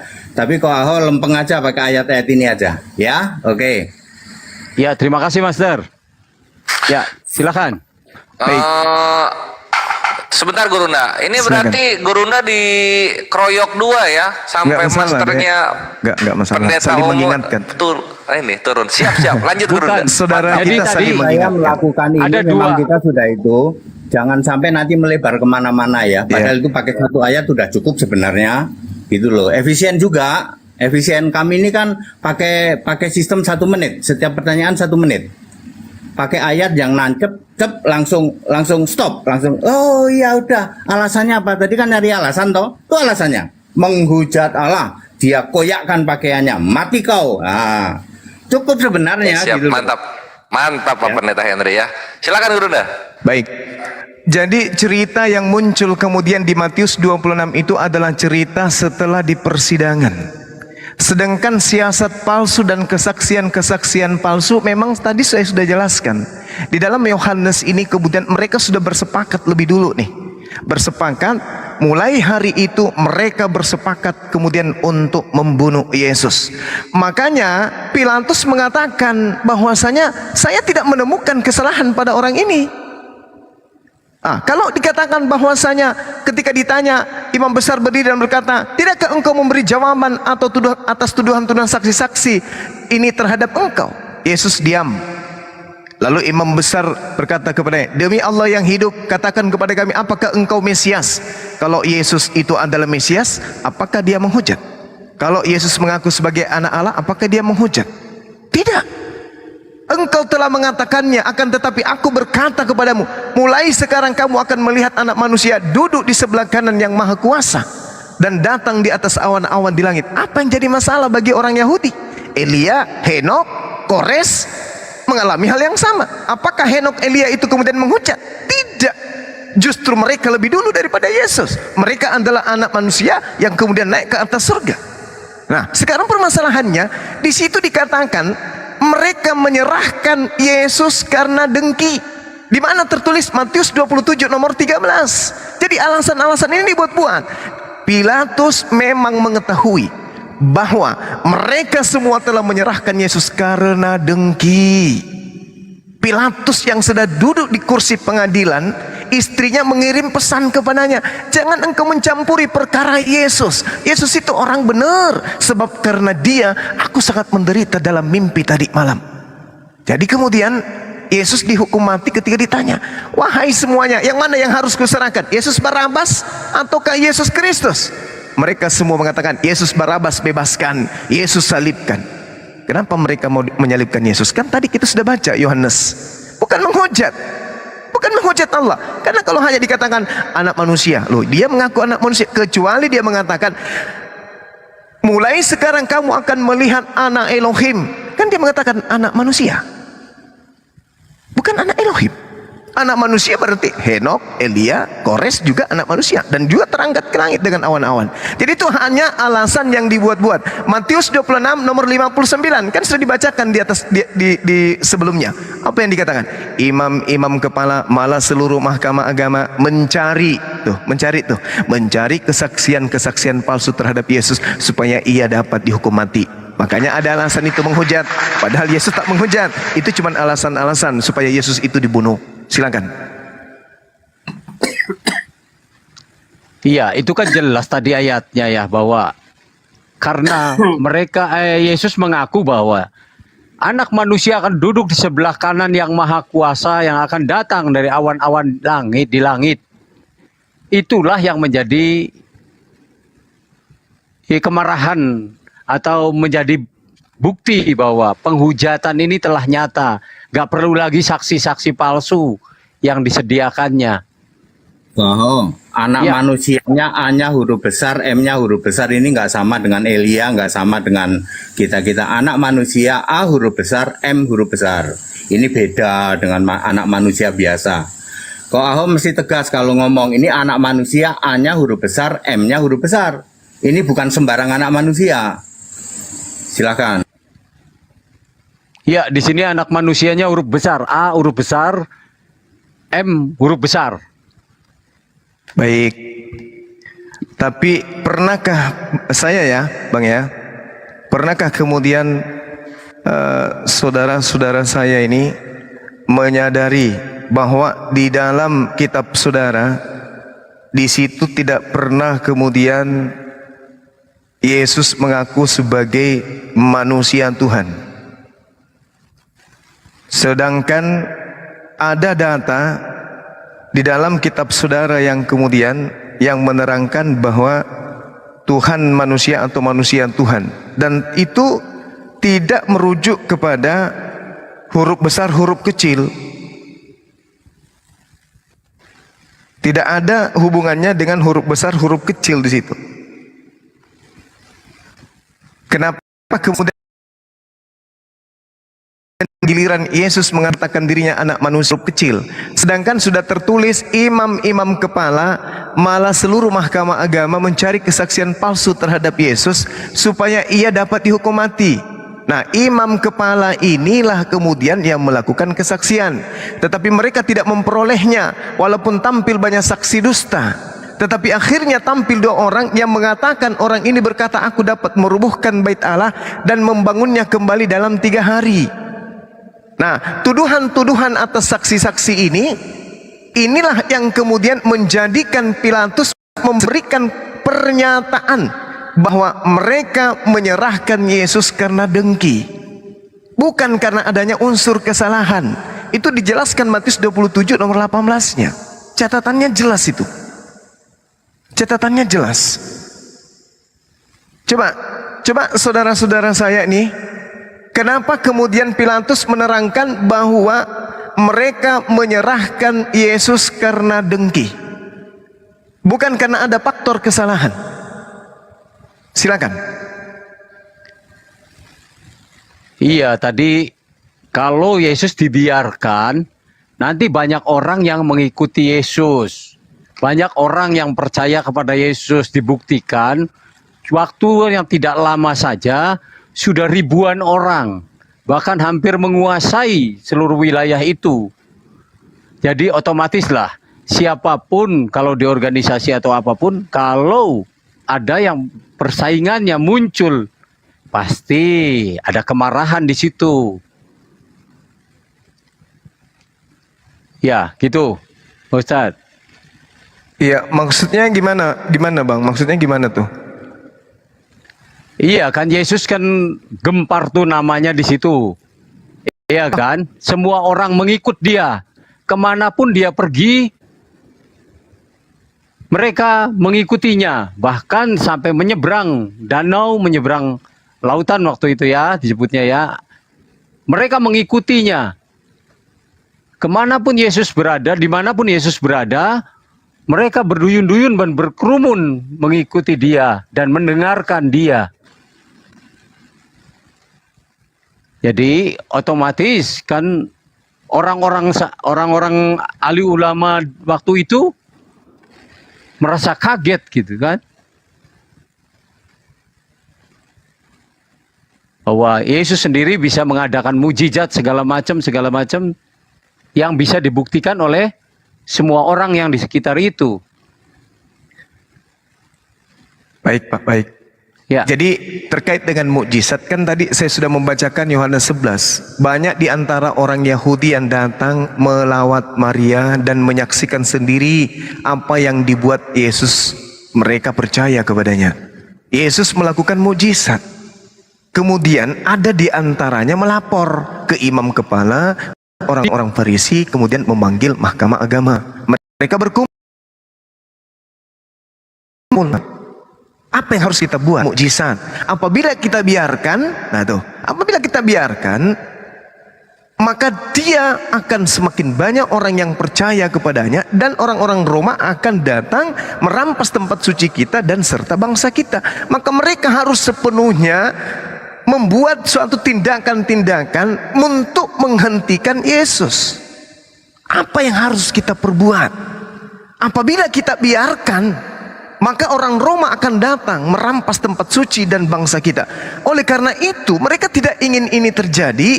Mereka kemudian sepakat membunuh, apapun alasannya, apapun cara mereka lakukan, demi untuk membunuh Yesus. Karena tadi mereka sudah membuat nubuat, bernubuat bahwa Yesus akan mati untuk bangsa itu. Jadi apapun alasannya, menghujat Elohim, menghujat dan seterusnya, mereka menyepakati membunuh Yesus untuk supaya menyelamatkan bangsa Israel. Teman-teman Kristen tidak masuk jatahnya. Ini dalil, Pak. Ini dalil. Dia mengatakan mulai hari itu imam besar kemudian bernubuat bahwa Yesus akan mati untuk bangsa itu. Bangsa yang dimaksud di sini nggak ada Kristen, bangsa Israel.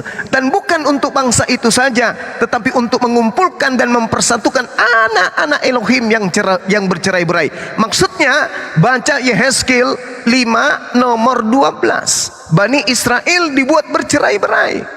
Domba-domba dibuat bercerai-berai. Yeremia 23 nomor 2, nomor 3, nomor 6. Domba-domba bercerai-berai, Bani Israel bercerai-berai. Itulah yang akan dikumpulkan dan bangsa Israel supaya bisa terjadi, maka Yesus harus menjadi korban. Orang Kristen tak masuk di dalamnya, Pak.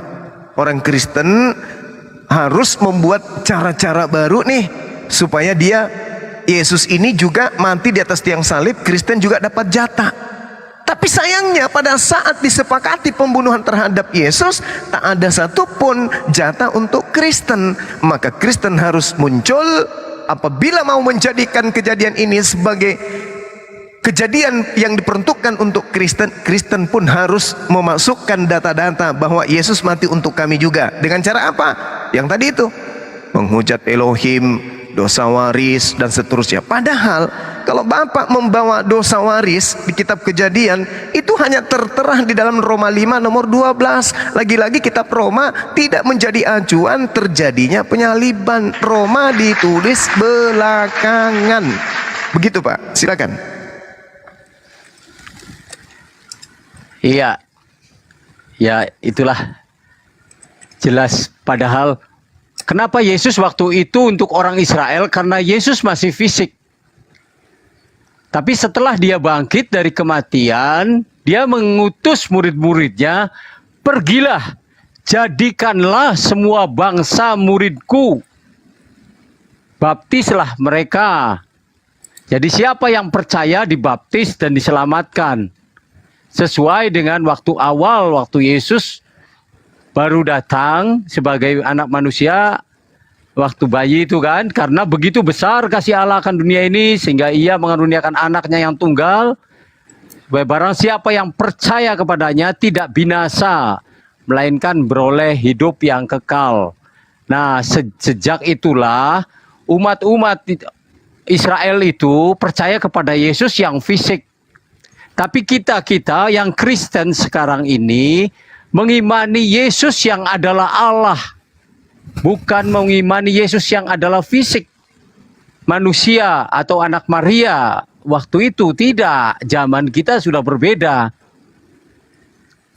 Jadi setelah Yesus bangkit, dia mengatakan, pergilah jadikanlah semua bangsa muridku. Jadi jelas, sampai semua bangsa muridku, semua bangsa, termasuk kita yang ada di Indonesia. Gitu. Baik. Silakan. Nah, saya menghargai itu iman saudara saya Kristen. Lagi-lagi saya katakan, saya menghargai itu iman saudara.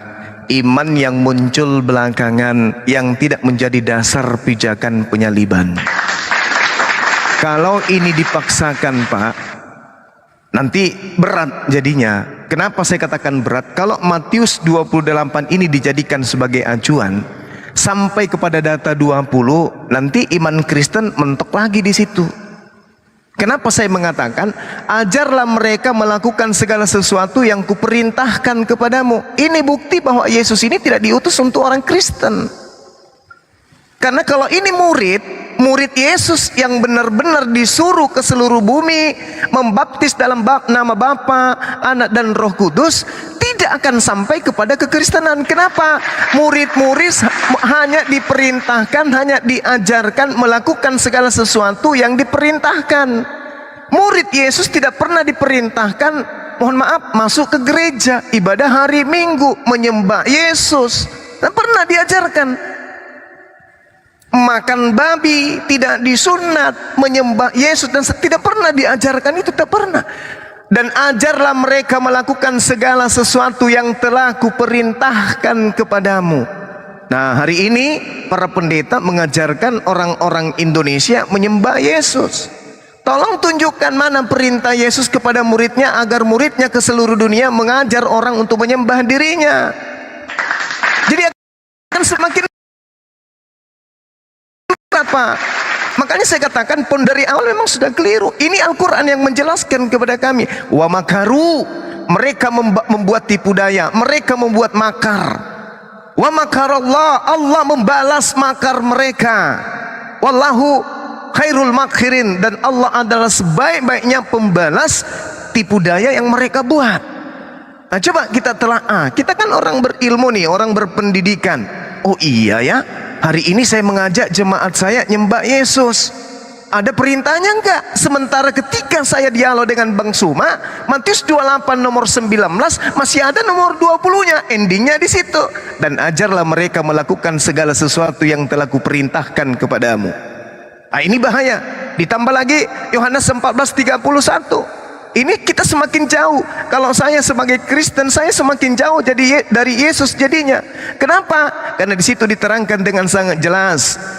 Tetapi supaya dunia tahu, supaya Bang Suma tahu, Pendeta Omo tahu, dan semuanya tahu bahwa aku Yesus mengasihi Bapa, dan bahwa aku Yesus melakukan segala sesuatu seperti yang diperintahkan Bapa kepadaku. Dan sedangkan di dalam 1 Yohanes 2 nomor 6, di situ sangat jelas dikatakan barang siapa yang mengaku dirinya di dalam Yesus, dia wajib hidup sama seperti Yesus hidup. Barang siapa yang mengaku dirinya ada di dalam Yesus, maka dia wajib hidup sama seperti Yesus hidup. Bagaimana Yesus hidup ketika dia ada di bumi? Supaya dunia tahu bahwa aku mengasihi Bapa dan aku melakukan segala sesuatu yang diperintahkan Bapa kepadaku. Berarti Yesus hidup sesuai dengan pernyataan Paulus di dalam Galatia 4 nomor 4. Yesus hidup takluk di bawah hukum Taurat. Bagaimana dengan Kristen? Kristen hidup bebas dari hukum Taurat. Sama enggak kehidupan Kristen dengan Yesus? Tidak sama. Lalu bagaimana dengan 1 Yohanes 2 nomor 6? Barang siapa mengatakan dirinya ada di dalam Yesus, ia wajib hidup sama seperti Yesus. Bagaimana Yesus hidup, begitulah orang harus hidup. Nah, sama enggak kehidupan? Andai saja saya nih jadi penonton, setiap hari saya menatap Yesus dalam kehidupannya. Hari Senin, Selasa, Jumat, Sabtu, Minggu, Yesus ngapain aja. Habis itu kulihat juga Kristen. Hari Senin, Selasa, Rabu, Kamis, Jumat, Sabtu, Minggu, Kristen ngapain aja. Maka saya akan menemukan perbuatan, tindakan, perlakuan, pola hidup, cara keberagamaan, laksana langit dan bumi perbedaannya. Maaf, ini harus saya sampaikan. Oleh karena itulah kemudian datang Islam meluruskan. Wa makaru wa makarallah. Mereka membuat makar. Nah, satu data 30 detik sebelum saudara-saudara saya tanggapi, di dalam nubuatan Yeremia 23 tentang nabi-nabi palsu yang berasal dari tanah Yerusalem. Apa yang dikatakan oleh Tuhan di sana? Nabi-nabi palsu ini akan aku timpahkan kepadanya aib yang kekal dan noda yang kekal yang tidak akan terlupakan. Jadi kalau saya mengatakan Penyaliban bersandar kepada kronologis yang terjadi sebab musabab kejadian kemudian terhadap penyaliban. Lalu muncul Kristen dari pengajaran nabi-nabi dari Yerusalem dengan pola yang berbeda. Maka saya katakan wa makaru wa makarullah. Inilah aib yang kita lihat, adanya penyembahan terhadap oknum yang sebenarnya bukan Yesus. Mohon maaf, mohon izin nih, tapi yang disalibkan itu adalah Yudas. Nah, inilah yang saya katakan aib dan noda yang kekal yang tidak terlupakan. Silakan. Iya. Pak Ho, Iya. untuk menunjukkan harus menyembah siapa, beribadah kepada siapa, Markus 7 ayat 7. Tapi kau harus bisa jelasinnya ya.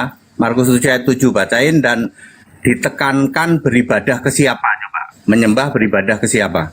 Iya. Di sini dijelaskan Markus 7 ayat 7.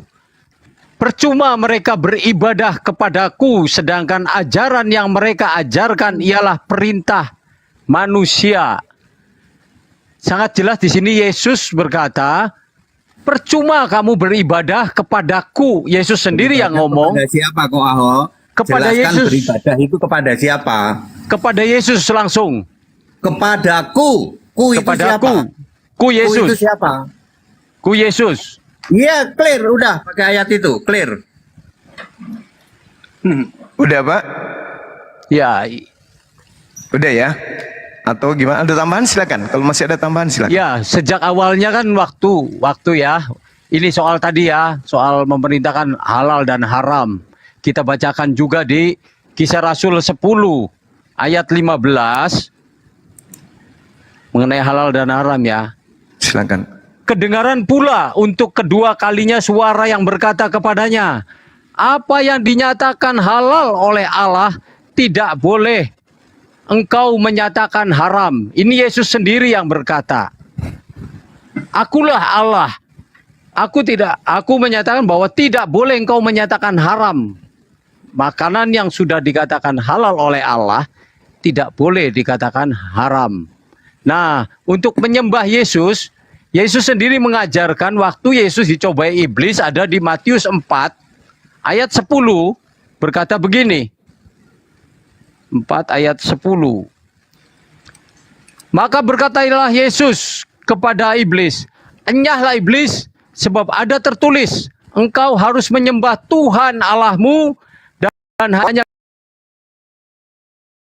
kepada Dia sajalah engkau berbakti. Ibu tahu siapa Tuhan bagi orang Kristen ya?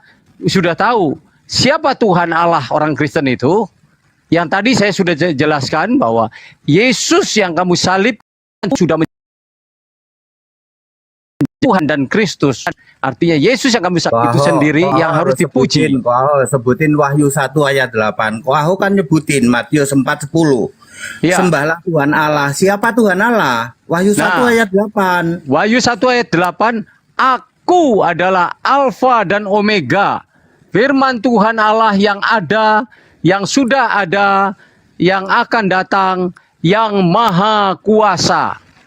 Jadi lengkap di sini bahwa dialah yang Alfa dan yang Omega.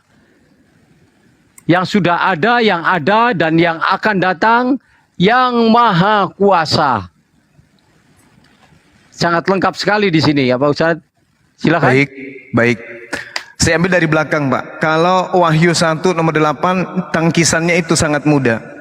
Baca nomor satunya. Inilah wahyu Yesus Kristus yang dikaruniakan, didomi, artinya diberikan. Jadi wahyu Yesus yang disampaikan Yesus ini adalah pemberian. Itu yang pertama. Yang kedua, teruskan baca di data nomor 18-nya. Jangan takut, aku adalah yang awal, yang akhir. Dalam bahasa Yunani di sini, itu hanya A dan O. Itu hanya A dan O, Alpha dan Omega. Alpha dan Omega itu bukan awal, bukan akhir. Kayak telos, ya, arke awal dan kemudian bahasa akhir itu telos. Jadi bukan arke dan telos, bukan. Dan yang hidup, aku telah mati. Namun lihatlah aku hidup sampai selama-lamanya. Aku telah mati. Sedangkan pencipta langit dan bumi, Ulangan 32 nomor 39 tidak disentuh oleh kematian. Gugur Pak ya. Nah, lalu kemudian ketika berbicara mengenai Markus berapa tadi Anda katakan menyembah? Markus 7 nomor 7. Yesus berkata, satu, Aku tidak berkata-kata dari diriku sendiri. Apa yang aku katakan adalah apa yang diperintahkan oleh Bapa untuk aku katakan dan aku sampaikan. Jadi kalau Bapa memerintahkan kepada aku berkata, akulah Tuhan, tiada Tuhan selain akulah Tuhan pencipta langit dan bumi, Yesus pun akan menuruti itu. Tapi perkataan Yesus itu bukan perkataan dia. Jadi jangan terkecoh dengan Yesus mengatakan sembahlah aku, sembahlah aku. Itu dia sedang membaca firman Tuhannya. Di dalam Yohanes 14 nomor 24. Barang siapa tidak mengasihi aku, ia tidak menuruti firmanku. Dan firman yang kamu dengar itu bukan daripadaku, melainkan daripada Bapa yang telah mengutus aku. Yohanes 12 nomor 49. Aku tidak dapat berkata-kata dari diriku sendiri. Apa yang aku katakan adalah apa yang diperintahkan untuk aku katakan dan aku sampaikan. Jelas itu. Nah, sehingga kalau saudara-saudara saya pendeta membela keimanan Yesus, Mesias, dia nabi, dia rasul, dia anak Tuhan, justru itulah dia tidak boleh disalib. Karena yang disalib ini orang terkutuk. Yesus tak ada alasan untuk dia terkutuk, tak ada. Satu pun tak ada alasan yang bisa kita cari, kecuali bapak-bapak pendeta ini ikut tipikal para imam kepala mahkamah agama mencari kesaksian-kesaksian palsu hari ini. Silakan Anda membuat kesaksian palsu. Berarti kedudukan saudara dengan iblis yang merasuki Yudas sama aja. Saya tidak bisa membedakan antara iblis yang merasuki Yudas dan juga imam kepala yang bersaksi palsu dan orang Farisi dan mahkamah agama serta imam-imam kepala yang dengki kepada Yesus dengan bapak-bapak pendeta yang menginginkan Yesus mati di atas tiang salib. Sungguh mati saya tidak bisa membedakan antara pak pendeta dengan mereka. Sedangkan Tuhan, kalau antara Tuhan dengan saudara pendeta yang ada di sini, itu bisa saya bedakan. Tuhan mengatakan dalam Amsal 6 nomor 16, 6 perkara yang dibenci oleh Elohim, bahkan 7 kekejian di dalam hatinya. Di antara 6 dan 7 perkara yang dibenci dan kekejian ini, Tuhan mengatakan salah satunya adalah membunuh, menumpahkan darah orang yang tidak bersalah. Nah, ini membeda. Saya bisa membedakan antara Tuhan dengan saudara-saudara pendeta. Tapi kalau antara iblis, imam kepala mahkamah agama, saya tidak bisa membedakan. Kalian sama aja. Tuhan mengatakan di dalam Keluaran 23 nomor 7, jangan kau bawa-bawa perkara dusta, jauhkan dirimu dari perkara dusta. Orang yang benar tidak boleh kamu bunuh, orang yang tidak bersalah tidak boleh kamu bunuh. Ini Tuhan nih. Kalau ini saya bisa bedakan dengan saudara-saudara Kristen, dengan pendeta saya nih. Tapi kalau yang tadi, Yesus orang suci, Yesus orang dikasihi, Yesus orang dimuliakan, tapi diinginkan dibunuh, itu tak ada bedanya dengan iblis yang merasuki Yudas, imam kepala mahkamah agama, orang Farisi, dengan pendeta-pendeta dan jemaatnya. Tapi kalau berbicara mengenai Elohim, harus kau jauhkan dirimu dari perkara dusta. Orang yang tidak bersalah dan orang yang benar tidak boleh kau bunuh, sebab aku Tuhan tidak akan membenarkan orang Kristen. Kan orang Kristen mengatakan, ditanya tuh, wahai saudara-saudaraku Kristen, wahai bapak pendeta yang saya hormati, apa alasannya Yesus ingin dibunuh? Untuk menebus dosa-dosa kita. Dosa apa aja? Membunuh, memperkosa, merampok, apalagi mencuri, nepotisme, korupsi, apalagi memburit, apalagi dan seterusnya. Itu alasannya Yesus dibunuh. Supaya apa? Untuk menghapus dosa-dosa kita itu semua. Tapi Tuhan mengatakan, sebab aku tidak akan membenarkan orang-orang yang berdosa. Saya bingung Pak Pendeta. Saya tidak bisa membedakan antara Bapak, mohon maaf, dengan iblis yang merasuki Yudas. Kok sama-sama ingin Yesus mati? Sementara Tuhan Elohim tidak menginginkan Yesus mati. Heran saya. Mungkin ada narasi yang bisa dibangun, yang berdata, yang bisa membuat otak saya ini agak sedikit segar dengan jawaban saudara Bapak Pendeta. Silakan. Ya, terima kasih. Pertama saya bantah dulu bahwa Yudas yang menggantikan. Ya. Nggak perlu, itu nggak perlu. Kita sudah clear yang disalib Yesus. Kau harus jelasin Wahyu 1 ayat 8 itu Yesus sudah roh. Dia beda dengan Yesus di bumi. Waktu di bumi dia bilang aku hanya dengan Allah. Yang sudah roh itu Yesus sudah Allah itu. Kau jelasin, bedain Wahyu 1 ayat 8 huruf merah perkataan Yesus tidak mewakili siapa-siapa. Kalau waktu di bumi betul, karena dia masih fisik. Ya, jelaskan bahwa Wahyu 1 ayat 8 itu Yesus sudah roh. Ketika dia berkata, I am Alpha Omega, ya dia Gusti Allah itu, dia Tuhan Allah itu, dia Maha Kuasa itu. Kok Aho jelasin bedanya waktu di bumi dengan sudah di Wahyu 1 ayat 8. Itu beda itu, ya. Fokus itu aja soal yang di Sarip Yuda sudah lupakan aja. Ya. Ayat itu nggak bisa dibantah kok. Ayat itu nggak bisa dibantah. Biarin mereka muter-muter, biarin. Ayat itu nggak bisa dibantah. Yang disalib Yesus, yang diturunkan mayat Yesus. Yang penting kalau sekarang jelasin Wahyu 1 ayat 8 itu beda dengan huruf-huruf merah di Matius, Markus, Lukas, Yohanes. Ya, oke, silakan. Iya. Ya, Silakan, Pak. Waktu tadi Pak Ustadz juga berkata bahwa Wahyu 1 ayat 8 perkataan mewakili ya. Tapi di sini menyatakan Wahyu 1 ayat 8 dijelaskan di ayat 17 dan 18, kita baca dulu ya supaya jelas. Silakan. Ketika aku melihat dia, ini Yohanes ya, tersungkurlah aku di depan kakinya sama seperti orang yang mati.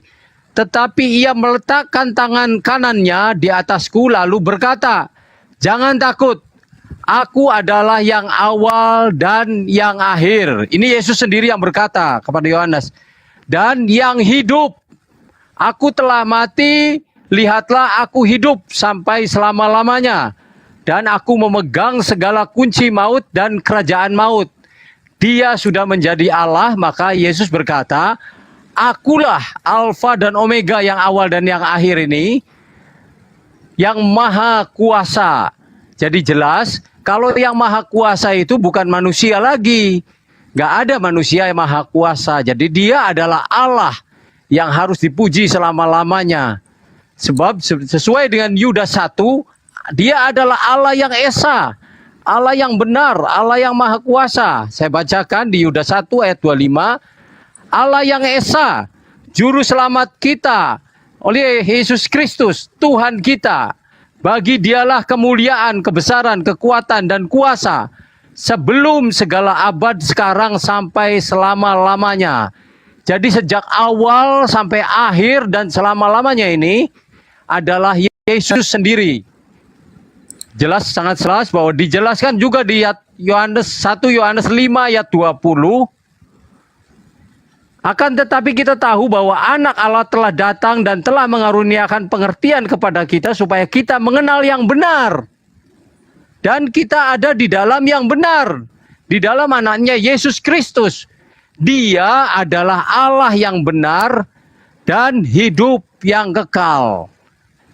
Jadi Allah yang benar itu adalah Yesus Kristus. Sesuai tadi, dari sejak sebelum segala abad, sekarang bahkan sampai selama-lamanya. Makanya disebut aku. Yesus sendiri mengatakan, aku Alfa dan Omega. Tuhan Allah yang maha kuasa. Jadi sudah jelas di sini bagi orang Kristen kalau mau mencatat ayat-ayatnya sangat clear bahwa Tuhan Allah, Allah yang benar, Allah yang esa, juru selamat dari dulu, sekarang, bahkan sampai selama-lamanya. Bukan dulunya dulu, hanya dulu aja. Sejak sebelum segala abad, artinya sejak sebelum ada manusia, dia sudah Allah. Bahkan sampai selama-lamanya. Itulah Tuhan Yesus Kristus Allah yang harus dipuji selama-lamanya. Terima kasih, silakan. Baik. Saya ngambil dari Wahyu 1 ya Pak ya. Wahyu 1 nomor 8 di situ dikatakan Alfa dan Omega. Ketika kita berbicara Alfa dan Omega, Alfa ini artinya abjad Yunani, alfabet Yunani, A. Dan itu bukan artinya awal. Awal dalam bahasa Yunani itu arke. Jadi alfa, awal dan akhir itu bahasa Yunaninya arke kaitelos. Tapi di situ tidak ada arke kaitelos, itu tak ada. Di situ hanya ada aku adalah A dan aku adalah O. Berbicara mengenai firman Tuhan Allah yang tertulis dalam Wahyu 1 nomor 8. Ini firman di sini menggunakan kata lego, Pak. Lego itu ucapan, perkataan. Lego itu ucapan. Sedangkan berbicara mengenai firman sendiri itu di dalam Wahyu Yohanes 1 nomor 1 itu firman disebut apa di sana? Logos. Coba Bapak naikkan lagi level taraf pemahamannya antara Lego dan Logos, sama enggak? Kalau Lego berarti berbicara mengenai perkataan, ucapan Tuhan dan merujuk kepada sang pemilik ucapan. Jadi yang dimaksud firman Tuhan Allah adalah Allah itu sendiri, bukan ke Yesus. Allah sendiri yang adalah pemilik Lego, yang ada dan yang sudah ada, yang akan datang, yang maha kuasa. Jadi bukan merujuk kepada Yesus, karena ini berbicara Lego. Lego siapa?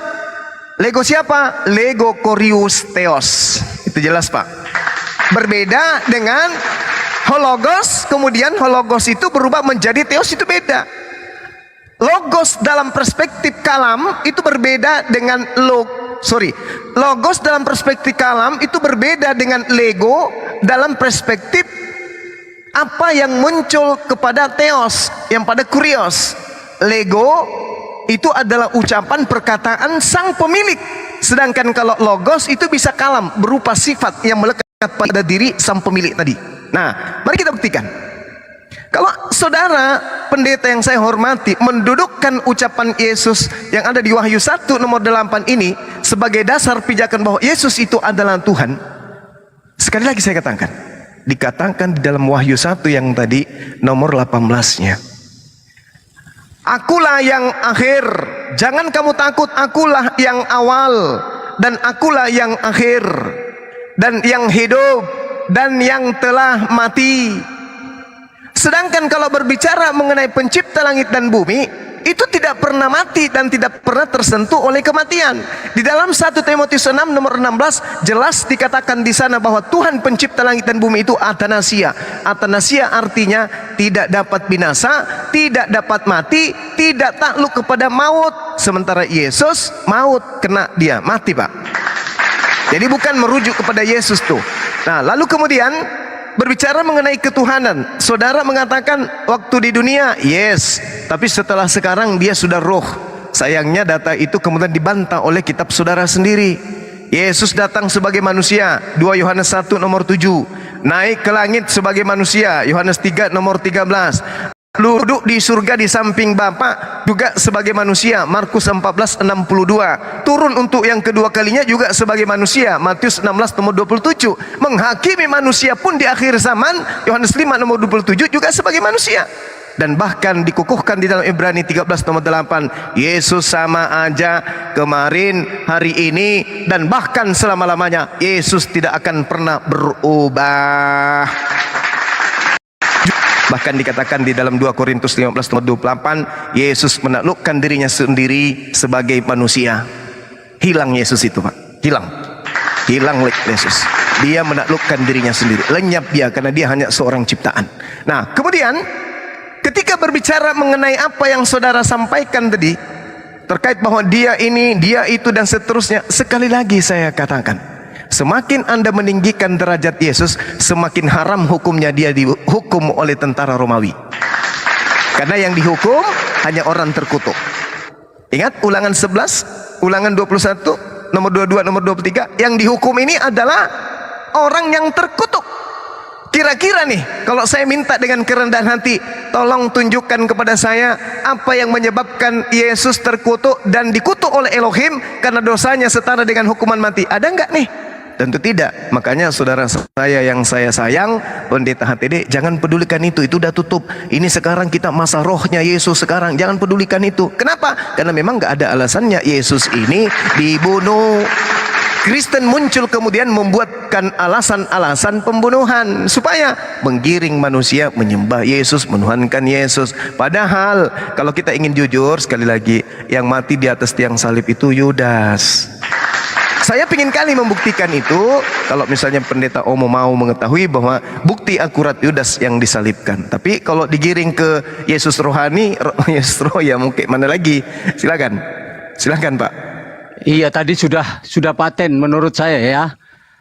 Di ya, Kenapa Ko Aho nggak masuk ke sini? Sulit saya menghubungin. Bilangin Alfa Omega itu bukan abjad ya, itu gelar. Kasihan yang mengatakan Alfa itu abjad. Alfa Omega itu gelar, bukan abjad. Ya, masuk gelar dibilang A sama O, itu gelar bukan abjad. Ya, oke silakan. Ko Aho nggak perlu inilah, nggak perlu itulah, nggak perlu dijawab yang enggak ya, yang muter-muter nggak usah dijawab, yang Elohim segala itu gerombolan Allah nggak usah dijawab itu. Ya Ko Aho harus fokus saja ya. Ya nggak usah Elohim itu gerombolan Allah itu ya. Sekarang Ko Aho fokus bahwa Yesus sudah roh, sudah Tuhan, sudah Allah. Kalau perlu sebut Wahyu 7:2, Wahyu 21 ayat 7 segala itu kan ada yang ada di sana ya. Oke, jadi Alfa Omega bukan huruf ya, itu gelar. Silakan. ya, semoga semua yang mendengar paham bahwa Alfa dan Omega adalah gelar. Jadi jelas bahwa tadi padahal sudah dijelaskan bahwa aku telah mati itu Yesus sendiri. Yesus berkata di Wahyu 1 ayat 8 itu, aku Tuhan Allah, artinya firman Tuhan Allah itu aku Tuhan Allah, kata-katanya merah, tulisannya merah. Terus yang mati itu bukan mati secara Allahnya, bukan rohnya, tapi mati sebagai manusia. Tertulis di Efesus, yang mati sebagai manusia, Efesus 2 ayat 15, di sana dituliskan. Terus yang duduk di sebelah kanan Allah itu Yesus sendiri ternyata di Wahyu 4 ayat 2. Wow, yang bilang Yesus duduk di sebelah kanan Bapa itu. Iya. Itu nggak bisa baca Alkitab itu. Nggak pernah ada Yesus duduk di sebelah kanan Bapa itu, nggak pernah ada itu. Nggak pernah ada. Kita klik aja, tulis duduk di sebelah kanan, nanti muncul. Tidak ada duduk di sebelah kanan Bapa itu. Jadi bahwa dia adalah Allah sendiri yang duduk seorang diri di Wahyu 4 ayat 2.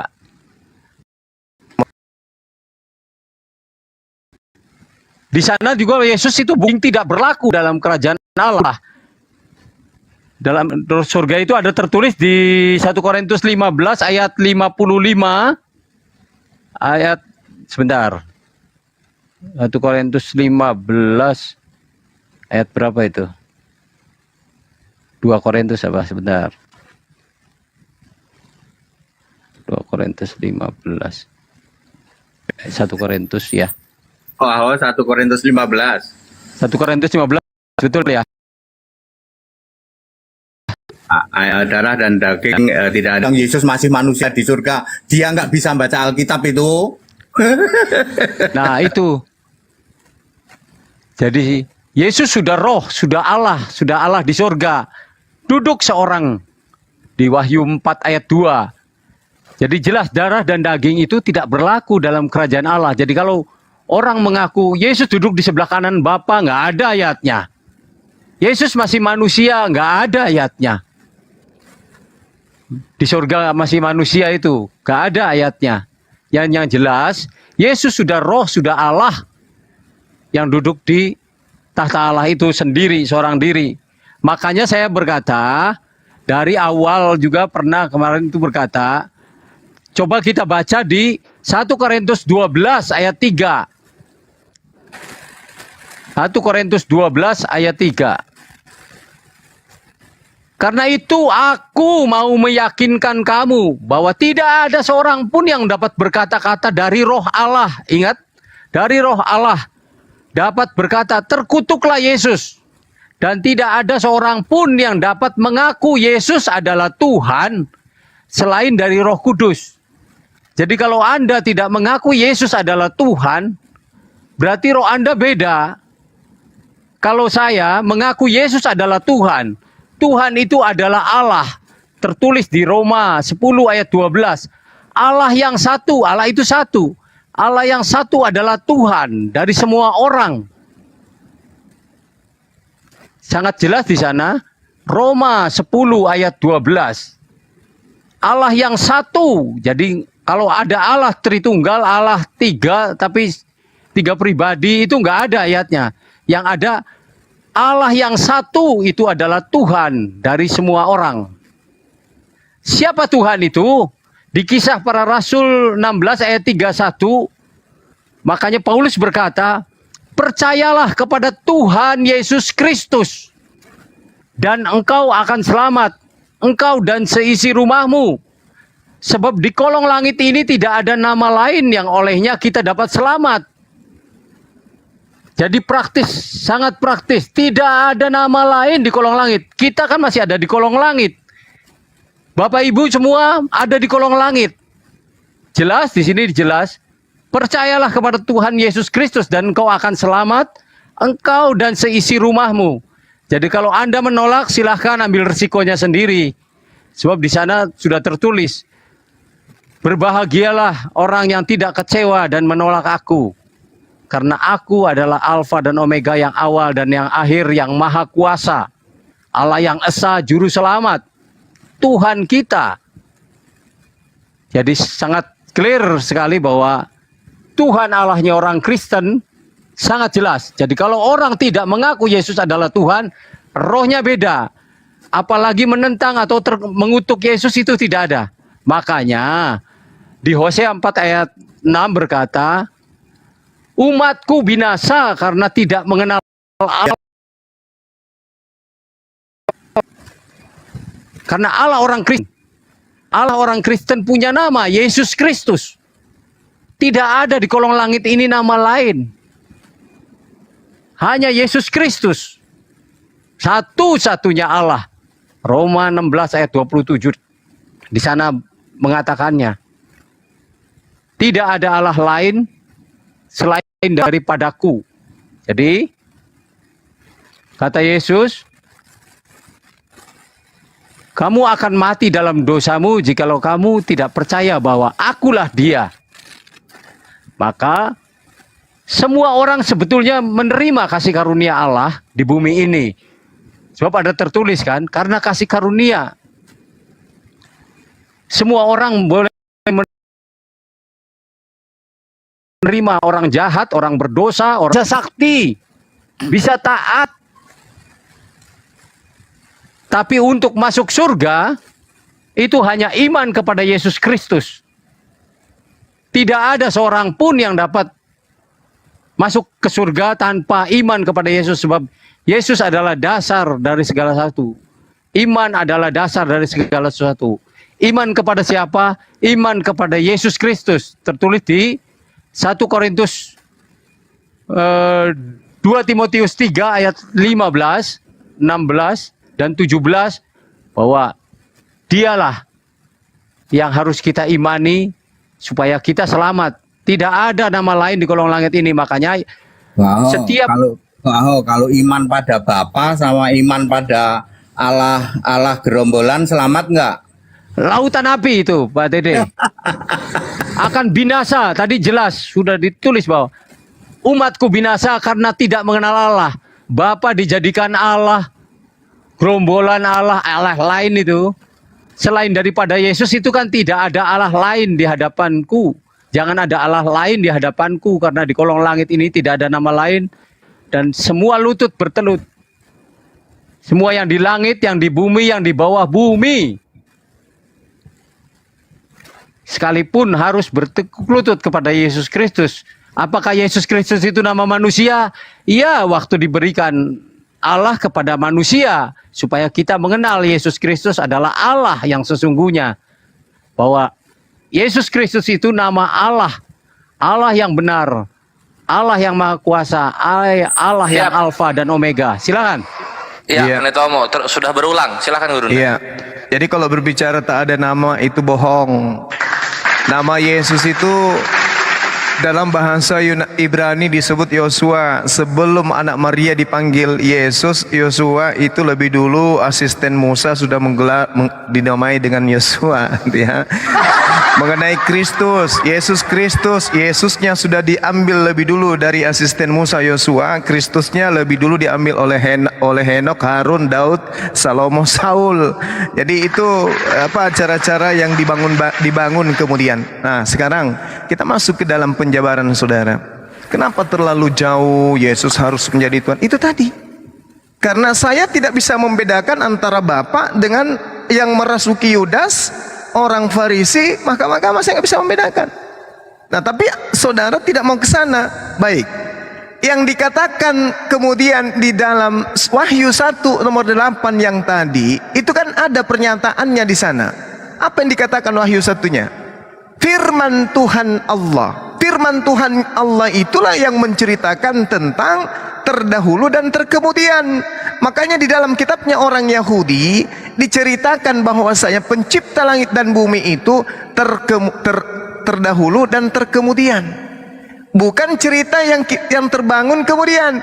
Beginilah firman Tuhan, Raja dan Penebus Israel, Tuhan semesta alam. Akulah yang terdahulu dan akulah yang terkemudian. Tidak ada Tuhan selain daripada aku. Saudara pendeta HTD mengatakan Alfa dan Omega itu bukan abjad. Siapa bilang, Pak? Yang bukan abjad itu adalah yang gelar itu adalah Rison wa Akharon dalam bahasa Ibrani. Itu gelar yang maha awal, maha akhir. Rison, Akharon, wa Akharon, dan maha akhir. Itu baru gelar. Dalam bahasa Yunaninya prota arkotera. Itu baru gelar, Pak. Kalau Alfa Omega itu bukan gelar, itu AO. Alfa itu A, O itu adalah huruf O. Dan Indonesia hebat karena abjad yang lebih terakhir itu Z. Kalah Yesus. Ya kalah. Zuma ada huruf Z-nya, lebih hebat Yesus Zuma karena dia terakhir. Dia montoknya di huruf O, kasihan. Ya? Nah, sekarang kalau Bapak mengatakan itu gelar, gelar dari mana Yesus dapatkan gelar? Gelar apa yang disebatkan kepada Yesus? Dia ada setelah ibunya melahirkan. Berakhir kemudian setelah dia mati. Nah, ada lagi yang lucu. Saudara mengatakan bahwasanya tidak ada di dalam kitab kami Yesus itu duduk di samping Bapa. Loh, jadi kitab yang selama saya baca selama ini itu keliru rupanya. Sementara data-data yang terekam di dalam catatan saya, kitab ini menceritakan, misalnya Markus 14:62. Akulah dia dan kamu akan melihat anak manusia duduk di sebelah kanan yang maha kuasa. Duduk di sini, original teksnya jelas dikatakan dengan ucapan katemae. Katemae itu artinya duduk, menyandarkan kemudian paha dengan betis, bertelungkup. Itu artinya katemae, duduk dia, duduk. Markus 14:62 juga diterangkan di dalam data yang lain, Kisah Para Rasul 7 nomor 55. Di situ dikatakan berdiri. Jadi kita bingung jadinya, Yesus ini duduk atau berdiri, hestemi. Yang satu mengatakan dia kemudian melihat Yesus berdiri di sebelah kanan Elohim, di sebelah kanan Bapa, berdiri katanya, hestemi, dan itu original teksnya ada. Lalu di data yang lain dia tidak berdiri. Markus 14:62 di situ dikatakan duduk dia. Beda lagi. Jadi kalau ini benar, Markus benar, Lukas juga benar, maka Yesus ini duduk berdiri, duduk berdiri, duduk berdiri, duduk berdiri, duduk berdiri sampai kiamat datang. Capek dia, capek. Makanya solusinya Bapak pendeta yang saya hormati harus mengatakan bahwasanya itu tak ada duduk itu, tapi ada berdiri. Tak ada berdiri juga, tapi ada duduk. Yang mana yang benar? Kitab yang Anda anggap suci menyatakan itu duduk, ada yang berdiri. Supaya adil, dua-duanya harus ada. Supaya tidak ada yang dirugikan, maka duduk berdiri, duduk berdiri, duduk berdiri, berdiri. Ya encok adanya, Pak. Nah, sekarang ketika kita mengatakan siapa yang disalibkan, bukan Kristen, Pak, yang menjadi acuan, bukan. Jadi orang Islam itu tak bisa kemudian digiring kepada sesuatu informasi yang tidak bersumber dari sumber. Kalau berbicara mengenai penyaliban, maka sumbernya Yahudi, sumbernya Bani Israel, sumbernya Perjanjian Lama. Karena Yesus tidak hidup pada masa buku-buku Perjanjian Baru. Buku Perjanjian Baru itu muncul belakangan. Yesus hidup masuk ke sinagoge mengajarkan kitab Perjanjian Lama. Maka yang harus terukur sesuai dengan senteran yang Paulus ada tertulisnya di Perjanjian Lama, Pak. Terakhir nih, ini menjadi pertanyaan sekaligus kepada kedua pendeta saya hormati. Pengakuannya 26. Nah, hati-hati. Atur nafas, jawab dengan akurat. Di dalam Matius 26 nomor 26 ini Yesus sendiri nih yang berkata, menurut catatan kitab saudara saya. Baca pelan-pelan. Kita baca pelan-pelan. Anak manusia, kata Yesus, memang akan pergi sesuai dengan yang ada tertulis. Berarti pada saat Yesus mengucapkan ini, belum ada kitab Matius, belum ada kitab Yohanes, belum ada kitab Wahyu, apalagi Markus, Yohanes, Filipi, apalagi Efesus, belum ada. Sementara Yesus dengan berani lantang mengatakan, anak manusia memang akan pergi, aku anak manusia memang akan pergi sesuai dengan apa yang ada tertulis tentang aku. Berarti sudah tertulis, bukan baru akan tertulis. Kenapa? Karena di situ dikatakan grapo. Grapo itu adalah kedudukan sesuatu yang sudah tertera di atas kertas berupa warna, berupa tinta. Nah, kalau sudah ada tertulis, sementara Yesus mengatakan itu, kemana kita harus melihat? Bukan ke Al-Quran. Al-Quran belum, dia hampir 700 tahun baru ada. Bagaimana dengan kitab-kitabnya orang Kristen? Belum juga, karena belum tertulis pada saat itu. Maka kita harus merujuk kepada apa yang sudah tertulis. Apa yang tertulis? Kita baca Amsal 21 nomor 18. Di situ dikatakan apa yang sudah tertulis.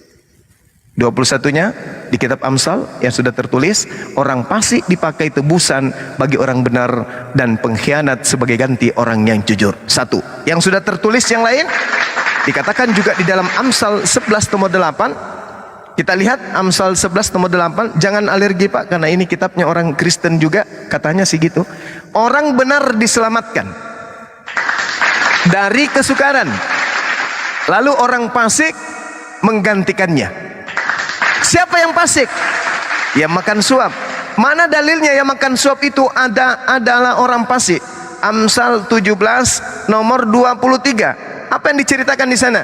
Jelas sekali orang fasik adalah yang menerima suap dan dari pundi-pundi untuk membelokkan jalan hukum. Jalan hukumnya dibelok-belokkan tuh. Sehingga orang fasik ini tadi yang makan suap membelok-belokkan hukum-hukum, sehingga muncullah kekristenan. Mohon maaf, ini data Pak. Karena Yesus sendiri mengatakan, aku Yesus akan pergi sesuai dengan apa yang sudah tertulis. Berarti yang sudah tertulis yang harus kita cari, jangan yang baru akan tertulis. Maka muncul Amsal 11:8. Orang benar diselamatkan dari kesukaran. Yesus benar atau salah? Yesus benar. Yang salah siapa? Yudas. Kenapa? Karena dia orang fasik. Apa buktinya? Dia makan suap. Mana dalilnya? Amsal 17 nomor 23. Maka yang disalibkan menurut Paulus, orang yang terkutuk di atas tiang salib. Siapa yang terkutuk? Orang yang dihukum sesuai dengan hukuman mati yang diterangkan dalam Ulangan 21 nomor 22-23. Orang yang terkutuk oleh Tuhan. Siapa yang terkutuk oleh Tuhan? Mereka yang makan suap. Mana dalilnya? Terakhir Pak, Ulangan 27 nomor 25. Di situ diterangkan Yudaslah yang terkutuk. Terkutuklah orang yang menerima suap untuk membunuh manusia yang tidak bersalah, dan seluruh bangsa Israel harus berkata amin. Silakan Anda bantah. Ini data Pak. Silakan. Ko Aho, Bang Juma, saya rasa memang ini sudah terakhir ya, udah jam 22. Baik. Jadi saya yang akan jawab ya. Ko Aho, sorry saya yang jawab ya. Ya, Soal silakan Master. sebelah kanan dan berdiri, duduk dan berdiri, mohon maaf itu kiasan. Ya. Duduk dan berdiri itu arti kiasan, bukan dari duduk begitu ya. Kenapa berdiri? Stefanus kenapa lihat Yesus berdiri? Ini yang pasti Anda bingung. Stefanus mati dirajam sebelum Yesus mati disalib. Pasti Anda bingung. Di dalam Kisah 7 ayat 56. Ya, Stefanus mati disalib, Stefanus mati dirajam sebelum Yesus mati disalib. Makanya Stefanus bilang, aku melihat Yesus atau itu berdiri. Sedangkan perkataan langsung Yesus duduk, ya, cuman ada 3 ya, Bang ya, duduk di sebelah kanan Maha Kuasa, sebelah kanan Allah, dan sebelah kanan Allahu Akbar. Ya, cuman ada 3 itu. Nggak pernah ada sebelah kanan Bapa, nggak pernah ada. Yang disebut duduk sebelah kanan, Yesus berubah dari anak manusia menjadi Maha Kuasa, dari anak manusia menjadi Allah, dari anak manusia menjadi Allahu Akbar, dari fisik menjadi roh. Itu maksudnya arti kiasan duduk sebelah kanan. Ya, seperti itu. Ya, makanya semua gereja yang penyembah gerombolan para Allah mengartikan itu fisik. Salah, itu kiasan duduk sebelah kanan berdiri. Bukan Yesus berdiri duduk, ya. Itu mah pemahamannya dari gerombolan para Allah itu, penyembah Bapa itu, ya. Dan tidak pernah ada duduk sebelah kanan Bapa. Oke, Bapak Ibu Saudara, saya nggak perlu menjelaskan terlalu inilah, saya sudah ngerti ya. Memang memahami Alkitab itu saya sudah tahu sih ya. Yang seperti ini pasti bapak-bapak tidak memahami. Pasti tidak memahami seperti ini ya. Mosok Yesus terkutuk deh gara-gara membaca Galatia 13. Mosok Yesus terkutuk, mbok dibaca yang benar. Gantinya kita. Yang terkutuk itu kita. Lalu Yesus itu menggantikan kita. Yang terkutuk itu kita, bukan Yesus. Baca ayat begitu kok sampai nggak paham loh. Kalau nggak paham pakai bahasa Inggris. Ya, pakai bahasa Inggris kalau nggak paham. Ya, Wahyu 1 ayat 8 itu bahasa Inggrisnya said Lord God. Bukannya Allah berfirman, bukan. Said Lord God, kata Tuhan Allah ya, kata Yesus itu. Makanya dibandingkan ya, jangan bandingkan pakai Alkitabnya Bapak Gereja. Yang Bang Suma sebut itu semua Alkitab Bapak Gereja itu. Ya, kami nggak mengakui itu ya. Sorry ya, itu Alkitab Bapak Gereja yang sering digotong-gotong 2 koper itu ya. Ya, kita itu pakai Alkitab Kristen sekarang ini yang ada huruf merah, ada huruf hitam, ada huruf besar. Nggak ada itu logos. Yohanes 1 ayat 1 itu bukan logos. Ya, itu leksi, itu arkontas. Makanya yang mengatakan logos 2000 tahun nggak clear. Yohanes 1 ayat 1 2000 tahun nggak akan clear. Yang memahami logos lah itu kan Alkitabnya Bapak Gereja, berasal dari kode togel, suara tokek, tak kasih tahu itu bukan Alkitab, bukan firman Allah, itu karangannya Bapak Gereja. Ya, kalau firman Allah itu bacalah yang sekarang ada KJV, ada BBE. Ya, wes itu dulu lah ya. Terima kasih ya.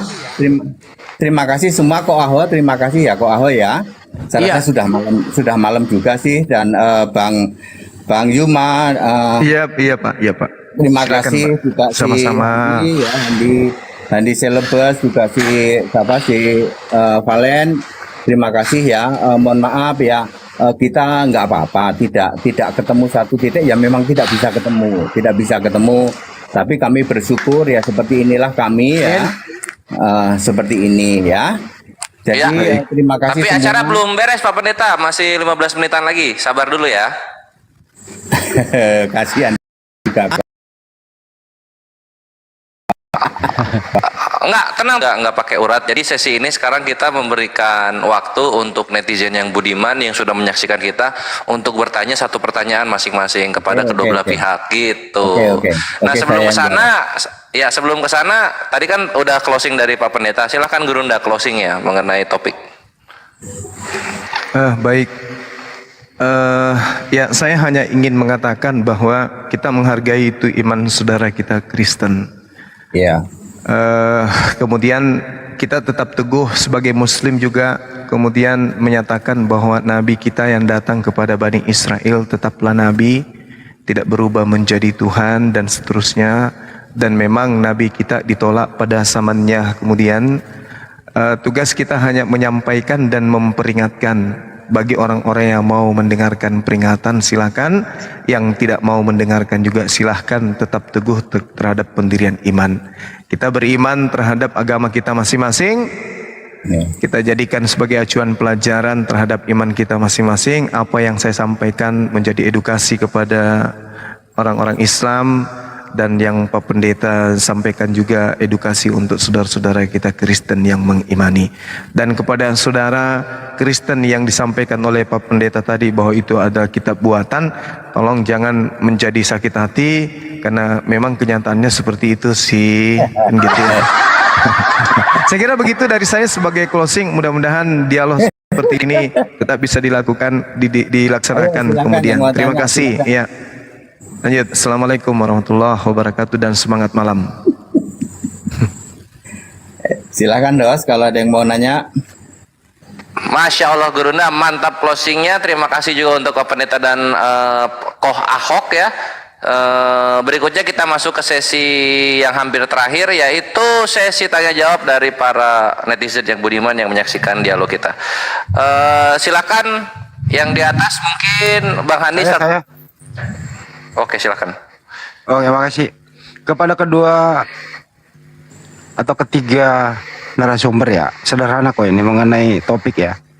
Bang Joma juga harus menjawab, dua pendeta juga harus menjawab. Apa sih sebenarnya yang ingin Anda capai?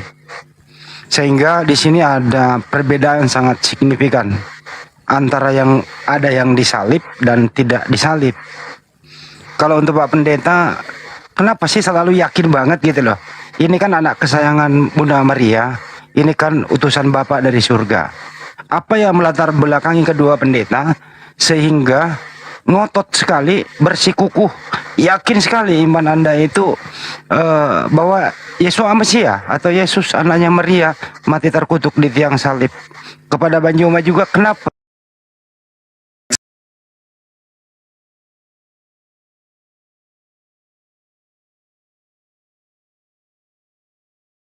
Itu pertanyaannya. Siapa dulu yang menjawab? Monggo. Oke, saya dulu aja ya. Ayat Alkitab nulis begitu, Bang. Ya, ayat Alkitab nulis begitu, yang disalib itu Yesus. Ya, nggak bisa dibantah. Ya, kalau ada kitab lain, kitabnya Bapak Gereja, memang seperti itu. Ya, itu kitab Bapak Gereja. Tapi Alkitab Kristen, kita ingat ya, Alkitab Kristen itu ditulis oleh para rasul dan Perjanjian Lama Nabi. Bapak Gereja itu nggak laku di Kristen, Pak. Itu lakunya di penyembah gerombolan Allah. Kalau di penyembah gerombolan Allah, mungkin bisa ragu-ragu ya. Itu sebenarnya yang ngomong itu bukan Yesus, yang disalib bukan Yesus. Tapi Alkitab Kristen sudah nulis, mayatnya diturunkan. Mayat Yesus diturunkan. Ya nggak bisa dibantah kalau sudah begitu. Tetapi daripada gerombolan para Allah yang mempercayai dengan kitabnya Bapak Gereja, mereka punya kodek-kodek. Kode togel, suara tokek. Seperti itu kalau kami pakai Alkitab Kristen aja. Ya, Hep ya. Kami jawab pakai Alkitab Kristen. Alkitab Kristen nulis Yesus mati disalib, mayatnya diturunkan, dikafani, dikasih rempah-rempah. Clear. Ada ayatnya ya. Oke. Bang Joma silakan. Ya, baik. Jadi ya itu Yesus Kristus di dalam iman saudara kita pendeta. Sedangkan kita berbicara Nabi Isa. Nabi Isa kemudian diterangkan oleh Allah, Isqalallahu ya Isa inni mutawaffik wa rafi'uka ilayya wa mutahhiruka minal ladina kafaru wa ja'ilul ladina tabauka fawqal ladina kafaru ila yaumil qiyamah. Summa ilayya marji'ukum fa'ahkumu bainakum biha bima kuntum fihi takhtalifun. Jadi diterangkan kemudian bahwasanya Allah berfirman, wahai Isa, aku mengambilmu dan mengangkatmu kepadaku serta mensucikanmu dari orang-orang kafir dan menjadikan orang-orang yang mengikutimu di atas orang-orang yang kafir sampai hari kiamat. Kemudian kepadaku engkau kembali, lalu aku beri keputusan tentang apa yang mereka kamu perselisihkan. Jadi memang ada perselisihan yang diterangkan kemudian Al-Quran. Lalu Al-Quran mengatakan fa'ammal ladina kafaru fa'u'azzibuhum azab syadidan fid dunya wal akhirah wa ma lahum min nasirin. Nah, ini yang ngeri-ngeri sedap itu di sini. Ketika kemudian mereka membuat makar, Allah kemudian mengatakan, adapun orang-orang kafir, orang-orang yang ingkar terhadap kenabian Nabi Isa maksudnya, maka akan aku asap mereka dengan asap yang sangat keras di dunia. Inilah yang saya tadi bacakan di Yeremia 23, akan adanya aib dan noda yang akan menjadi noda kekal yang akan selalu dipertontonkan terhadap kejadian salib yang terjadi kepada Nabi Isa. Allah mengatakan fa'u'azzibuhum azaban syadidan fid dunya. Jadi mereka-mereka ini yang kafir terhadap Nabi Isa diberi asap yang sangat keras di dunia. Asapnya di dunia, mereka kemudian tidak mampu membedakan antara hak dan yang batil. Dan kemudian Allah mengatakan wal akhirah, dan di akhirat sedang mereka tidak memperoleh penolong. Mereka di dalam neraka ulaikahum dikatakan innal ladzina kafaru min ahlil kitabi wal musyrikin fi nari jahannam khalidina fiha abada. Mereka kekal di dalam. Jadi di dunia mereka tidak bisa menemukan kebenaran, di akhirat mereka kekal di dalam neraka. Saya kira begitu. Ini perspektif Nabi Isa. Ya, kalau saudara pendeta kita kan membahas Yesus, ributnya nanti sama sesama Kristen kalau itu. Kalau ini kita berbicara mengenai Nabi Isa, artinya kita ribut dengan orang Yahudi, karena yang menyalibkan kemarin itu orang Yahudi, bukan orang Kristen. Saya kira begitu saudara-saudara saya sekalian. Zalika natsluhu alaika minal ayati wazikril hakim.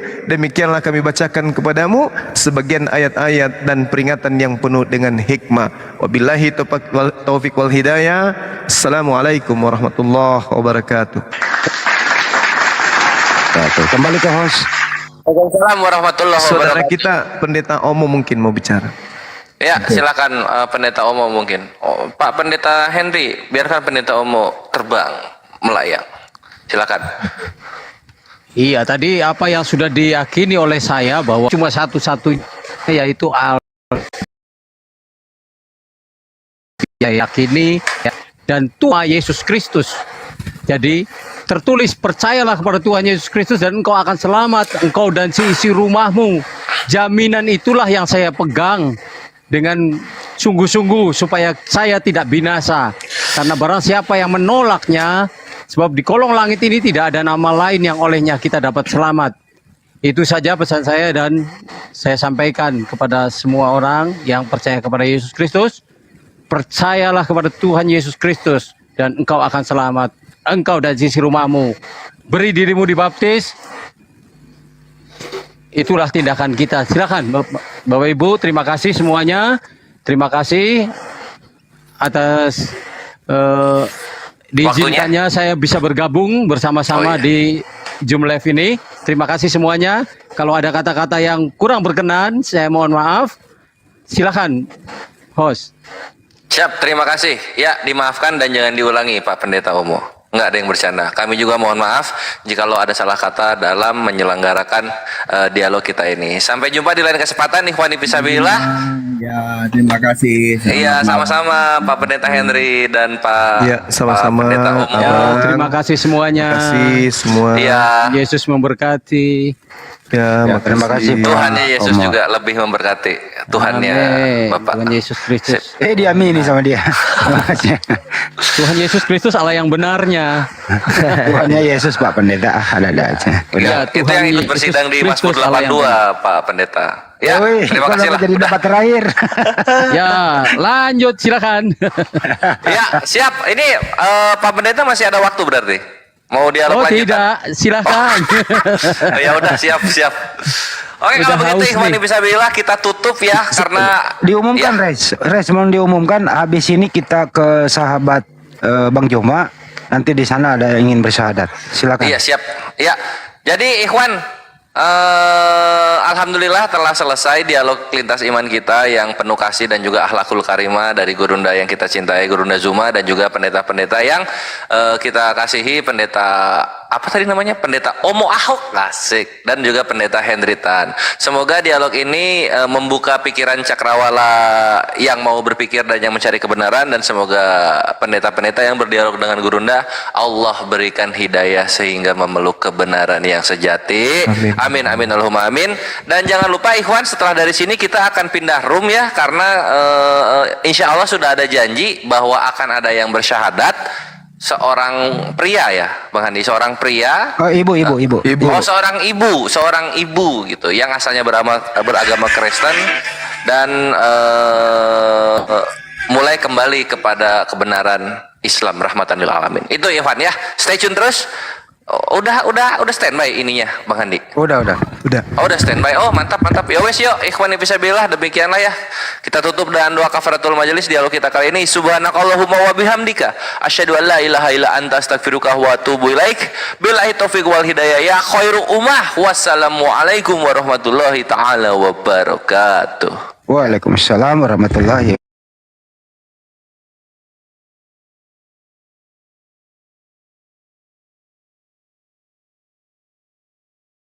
Jangan lebih dari jam 11 ya. Soalnya udah minum telur bebek itu.